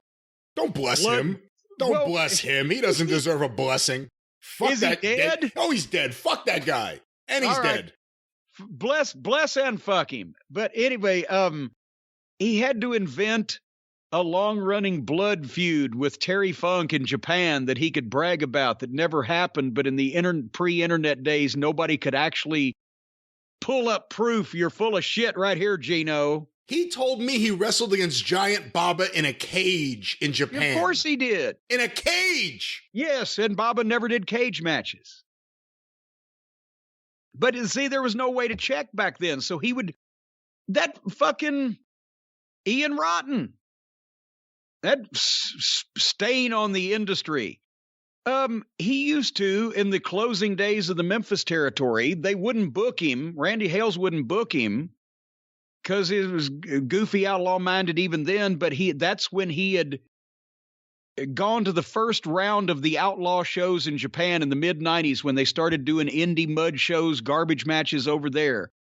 And Ian Rotten would come and buy a ticket and sit in the bleachers at the Louisville Gardens with the fans and show them the scars on his arms and tell them that he wrestled in Japan where it was real, not like this fake shit, and that's why they won't let him in here to wrestle because he beat all these guys up for real.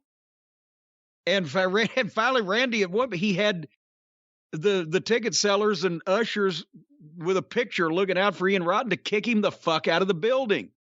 Because even then he was trying to hurt the business any way he could at his own, to aggrandize himself. Fucking moron. In like 96 or 97, I forget exactly, probably 96, I ran into, I think it may have been John Owen, but it was someone who had been a Fan Week alumni, and we were talking about the Louisville Massacre. The show in August of 95 where the fans turned on us, the Smoky Mountain fans, and we had to get a police escort. Right. So we're talking about it, and this guy's sitting there like, I was there, that didn't happen. I'm like, excuse me, it absolutely happened. There were an entire crew of people who witnessed it. The guy's like, nope. Hildebrand laughed for days over it. The guy who said it to me was Ian Rotten, and I had no idea. Oh, Jesus Christ. Yeah, that was his introduction to me. Yeah, it didn't happen. What happened to you didn't happen. I was there. He was carving himself up doing garbage matches in Japan, and I think this was right before Paul Lee brought him up there. Axel Rotten had a little bit of, he could work a little bit, right? But he tried. Brother, he's the one. He left ECW and went to Memphis in 95. He actually tried to do what there was to be done in wrestling outside of ECW. But then Paul brought Ian up because he'd slice himself up and do the stupid matches where they glued fucking broken glass to each other's fists and punched each other and everything. It was like hiring the fucking guy that bites the head off the live chicken to be on the freak show. But that's Ian's Rotten's thing was so much that he wanted people to think, and still, that's why he still does this day. He doesn't make any money. He's been a wrestling promoter in the Louisville area, run off into Indiana where there is no commission for over 20 years, and he still had outside jobs such as working the cash register at Taco Bell while he's a big-time wrestling promoter. He does it because he wants people to think that he's somebody in the wrestling business and always has. And you'd find guys like that. They'd sit there in the crowd having bought a ticket with the fans, telling the fans who didn't know any better at the time because there was no internet, oh, yeah, in Japan, I'm a big deal. See all my scars or whatever the fuck. You'd have people doing that, and you had to usually find them and run them off from your business because it made the business look like shit. Jim, our next question, sent to CornyDriveThru at gmail.com from Matthew in Michigan. Growing up in Michigan, there's an urban legend about the Steiner brothers that I would like you to comment on or possibly verify. During their U of M days, for fun, they would pick up hitchhikers, drive them out into the middle of nowhere, and pull a gun on them, forcing them to exit the vehicle and find their own way to civilization. With some of the stories I've heard since, I'm starting to believe this might possibly be true. Well, I didn't grow up in Michigan, so I didn't hear any of the urban legends, but I honestly, besides the fact that there's not a great punchline to it, I wouldn't be surprised. Although, why would they need to pull the gun? Well, but just see, that's the thing is this guy conflating urban legends? Is he conflating other stories? Because this wouldn't be confined to the Steiners. The Fargos did this, and it was a wrestling thing, especially in the territories where you drove a lot. They'd pick up a hitchhiker and drive down the road and then get in an argument with each other, and one of the wrestlers would shoot one of the other wrestlers with a blank gun. And then the deal was, then you've got to make the fucking hitchhiker help you dispose of the body. Now, that's funny. But just driving some unknown fucker out in the middle of the woods and pulling a gun on him, telling him, get out and find your own way home, there's not really any fucking fun in that. I mean, you just inconvenience this guy. He's probably happy he didn't get shot. But there's no build. There's not like when you're getting in an argument, you see the guy getting nervous. Well, I've just got in this car, and now these big guys are mad at each other, and they're obviously drinking. And then the reveal of the gun and the threat. I'll shoot you. No, you won't, you no good son of a bitch. And he's, please, guys, no. I mean, you draw the whole, and then the bam, oh my God. Screech over to the side of the road. Well, we're going to have to get rid of this body. And then you look at the guy and you go, you're the only witness. Can I trust you? Shit like that. I mean, there's the entertainment. It's not just dropping a guy off in the middle of the nowhere and making him walk. That's no fun. Unless you know the guy personally and you want to fuck with him. Did Rick Steiner change it all? Did he open up at all differently once Scott was there in 89? Well, I don't know about opening up. I mean, he was always, a fun guy to be around. And, he was a prodigy at the start there with the wrestling, but they had more fun together because they're brothers and they'd hung out all their lives together and, played sports together and et cetera. So naturally, when Scott came in, they went everywhere together. And I said, I couldn't vouch for the example that was just given or deny it either, but I've told you the time that Rick and Scott would fucking be stiff with ribs just to see people's faces. We're in Amarillo at the convenience store after the matches in Texas one night. And the Steiners just come in behind us. I mean, we were heels and they were baby faces, but what are we going to tell them to leave? And the guy at the store, there was only the clerk in there. He didn't know who anybody was anyway. But as I'm paying for my shit, Bobby's already done. Stan's just left the counter. I look around and Rick has pulled a goddamn handgun the size of Clint Eastwood's and Dirty Harry out of his fucking bag. And I'm like, fuck, if the goddamn guy sees that, he's going to think he's getting knocked over. But Rick just wanted to see my face. So we got out of there. We're in the car. We're driving down the service road, and there comes the goddamn Steiners behind us, and they go up the side of the embankment. So they're halfway between the service road down here and the interstate up there. And he sticks the gun out the window and fires 4 or 5 shots over our head. And then they fucking peel back in front of us on the highway and continue on. It just, Steiners being Steiners. Or perhaps if you were one of the people they were shooting at, you wouldn't see it as Steiners being Steiners. You'd see it as a potential lawsuit that I need to start today. Legally actionable is what it could be called in today's environment. And folks, if you have something that is legal or actionable, look no further than this man. Call Stephen P. News.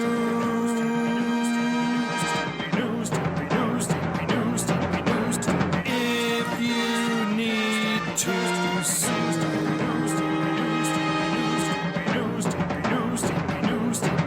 An outlaw mud show or two. Still to the rest. Boy, I tell you what, when you get a popular program, everybody wants to get in on the act. How many commercials have we? Is this the last one? This is the last one. We've saved the best for last. Folks, Stephen P. New at newlawoffice.com, 888-692-8084. I'll tell you what, not only is he a swell fellow, currently as we speak, filing lawsuits on behalf of the babies that were born addicted to opioids and the greedy pharmaceutical companies that caused that. But if you are the grandparent or adoptive parent or foster parent of a child that may have been born with this opioid addiction issue, and it's easy to know when you can track the mother directly, but when the child and the mother are not together, these things get harder to find out about, and that's why Stephen is wanting to hear from grandparents, adoptive parents, foster parents, etc., because those people may not know that these suits are being filed currently in a variety of states and more on the way. And Stephen is going to get even with all these people that did these babies wrong. I have an email, by the way. This is the type of person that Stephen P. New is. From Bill in somewhere, I don't know, he didn't say. I have always heard you refer to the law offices of Stephen P. New and never thought I'd have need for him. But prior to the holidays, my dad asked me to get him some attorney information for a potential lawsuit against a drug that caused him severe illness. I immediately went to the website and submitted a request to see if Stephen could help. Being the holidays, I wasn't expecting a phone call right away and had actually forgotten I sent the request. But today, and this was 2 weeks ago that he sent this email, today, while sitting at my desk, I received a call on my cell phone from West Virginia. While I usually don't answer calls from numbers I don't know, my brain triggered that Stephen's office is in West Virginia, so I answered expecting to hear some young lady telling me she was reaching out about my request and doing an evaluation of sorts to see if they could help. I was wrong. It was Stephen P. New himself calling to touch base and give me direction on how I might be able to get my dad involved in a lawsuit against the drug. We exchanged a few pleasantries, and he thanked me for listening to the show. That is service from a guy as busy as Stephen. Thank you for the personal touch. And that's just an example, folks. Stephen P. New is a man who doesn't sleep, has no life, no friends, and no hobbies. So he's on the job. Oh, it's not true. He has lots of friends and lots of hobbies. He's on the job 24 hours a day because he reaches out. He doesn't sleep. He's like Vince. He's up at 3 a.m. with a personal trainer. Actually, Stephen P. New is up at 3 a.m. with a biscuit from Tudor's Biscuit World. Okay. Stephen P. New, the man for you. Newlawoffice.com, 888-692-8084. He goes the extra mile. Well, let's go the extra mile with a question or two, and then we'll wrap things up. This one, Jim, was sent to Corny Drive. Already? This one was sent to CornyDriveThru at gmail.com from Dan Pratis in Rosedale, Maryland. With a lot of the true legends coming back to wrestling and going to AEW, putting over and helping the young talent, what are your thoughts on AEW bringing in Lex Luger? I know that he's in a wheelchair now, but his name and accomplishments are still recognized in the wrestling world today. He could be a manager to someone like Brian Cage or Wardlow. The way he could hand down the torture rack because no one uses that finish move anymore. He could even do the Ron Wright role as a manager looking for talent like you did in Smoky Mountain Wrestling. Jim, what are your thoughts on Lex Luger as a manager? Ron Wright worked in the wheelchair, one, because he had 30 years history in that part of the country, and everybody knew who he was, and everybody suspected, as they should about a heel, that it was Gaga that he was in the wheelchair. And also, he was one of the most brilliant verbal promo performers in the history of wrestling in his own way, doing something that nobody else but him ever did in that way. Lex is not that kind of promo. Lex also is legitimately in a wheelchair now, and everybody knows that, so he couldn't be a heel, because how are you going to be a heel when you feel sorry for the guy because he was once so magnificent as such a physique, and now he's, had health issues? As a babyface, another babyface manager, At one point, Arn, Tully, and Jake Roberts were all babyface managers because they were managing guys that couldn't tell if they were heels or not. And Lex is not and never was a fiery call down the heavens promo, which is what would be required of him in that. And as far as a teacher, I mean, Lex would be happy to talk to the young guys and tell them anything he could or give them the benefit of any of his experience, but it would honestly be in form of a lot of things, what not to do outside the ring rather than what to do inside the ring. So that's the first thing that comes to my mind is not that AEW would need Lex Luger in any of those performing or training roles. Jim, our final question this week, sent to CornyDriveThru@gmail.com from Zach G. Is Scott Hall, a.k.a. Razor Ramon... Oh, thank you. I didn't realize who you're talking about. Is Scott Hall, a.k.a. Razor Ramon, the perfect wrestler who didn't move into the main event? He's big and hot. I'm a straight male, and even I would lay Scott Hall... What? Wait, what? Hold. Wait. Pump the brake. What? I'm just reading this as it is. He's big and hot. I'm a straight male, and even I would lay Scott Hall if he was in gimmick as Razor Ramon, and Vince was screaming, "What a maneuver!" He's a monster of a man, as Vince McMahon would put it. He's a natural at talking and convincing me that he's a mafia boss. His name is timeless and cool and sexy as hell. His music is sweet. He's tall and sounds hot when he talks. All right, wait now. He's a hell of a worker. What was this guy's name that's writing this? This is from Zach. Awesome finishing move that hurts for real, especially on concrete. Is he going to mention he's a straight male again? He knows how to work a ladder without swinging it. So, why didn't he Razor's Edge someone through the ring apron and win the world belt? Well, for one thing, who's the perfect wrestler that never won the world championship? Remember Roddy Piper? Well, I guess then we're referring to just the WWE World Championship. Remember Roddy Piper? I don't know what's going on between you and Mr. Hall there, Zeke, but yeah, Scott Hall as Razor Ramon or just Scott Hall was a very good worker. He had good size, and the gimmick worked for him. He could cut to promo like that, and then he kind of just dropped part of the accent and talked like Razor Ramon for the rest of his career as Scott Hall. I don't know if he's the best wrestler that never won the world championship. And I will remain non-committal on the other attributes that old Zeke was pointing out that Mr. Hall had there. By the way, before we go, did you hear this bit of news? Summer Rae, you've heard about her. Summer Rae has made the announcement that she is getting part of her Royal Rumble purse in cryptocurrency. Ooh, I don't know if now's the time, Summer Rae. They put out a press release that her name is Danielle something or other.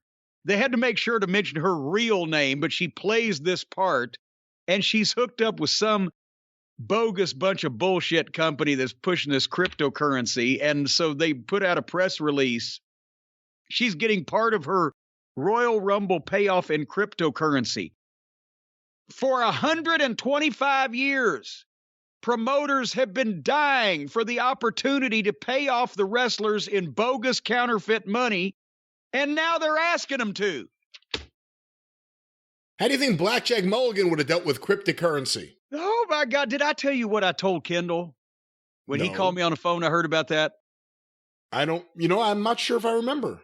Okay, well, for the folks who aren't up on this story, very briefly, in late 89, early 1990, Kendall Windham was wrestling for WCW, Barry's little brother, and I was on the booking committee underneath head booker Ric Flair, and Blackjack Mulligan, Barry and Kendall's father, and Kendall were arrested in the state of Florida and charged with possession of counterfeit money. And we get the message at the office that Kendall is, unfortunately, he's been arrested. He got out on bail. He can't leave Florida. He can't make his dates, right? And I get him on the phone and I said, what in the world has happened? He said, well, they picked me and Dad up. We wrestled an independent show and the guy paid us off in counterfeit money. I said, oh, got it. All right, well, keep us posted. So I changed the card. He's on some underneath matches.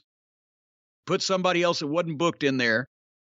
And in the next week or whenever, the real story comes out. If fucking Blackjack and Kendall were caught, apprehended with somewhere around $2 million in counterfeit money. When I heard that, I asked him, I said, what the fuck? I said, did you sell out the fucking Orange Bowl to get a payoff like that in counterfeit money? And then and Kendall didn't work for WCW anymore. Cryptocurrency. That's right. The mayor of New York, the new mayor of New York, Eric Adams, he got his first paycheck in cryptocurrency as well. Well, that cryptocurrency is very cryptic to me. I'll take my shit on government-issued paper with green ink on it. Thank you very much. And with that, Jim, the drive-thru is closed. Where's my thing in the new office? Oh, it's back over. Hold on. I have all these other things. Let's see. Does this come out? You can't find your old thing for all the new things.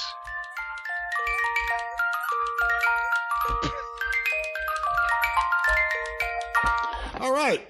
The drive-thru is closed, of course. You got a problem with that? We'll be back this weekend on the Jim Cornette Experience, wherever you find your favorite podcast. And, of course, back next week, right here on the drive-thru. You can get access to the archive going back to the beginning in 2013 by becoming a patron. Patreon.com/Cornette. For $5 a month to get access to that archive. Patreon.com/Cornette. Of course, subscribe to the official Jim Cornette YouTube channel for full episodes, clips of episodes, omnibus collections. You can share everything very easily, all with the very popular and exclusive Travis Heckel artwork, the official Jim Cornette YouTube channel. You can follow Jim on Twitter at @TheJimCornette. You can follow me on Twitter at GreatBrianLast. You can hear me on the 605 Superpodcast at 605pod.com, available wherever you find your favorite podcasts. Don't forget about Cornette's Collectibles at JimCornette.com, or more importantly, the upcoming cameo. What was the promotion? St. Valentine's Day Mass of Cameos. That's right. Sunday, February 6th at noon Eastern, while they last. Of course, the drive-thru is brought to you by the Law Office of Stephen P. New, 888-692-8084. Get even with Stephen at newlawoffice.com. But until this weekend on The Experience, and next week right back here on the drive-thru, for Jim Cornette, I'm the Great Brian Last. Tally-ho!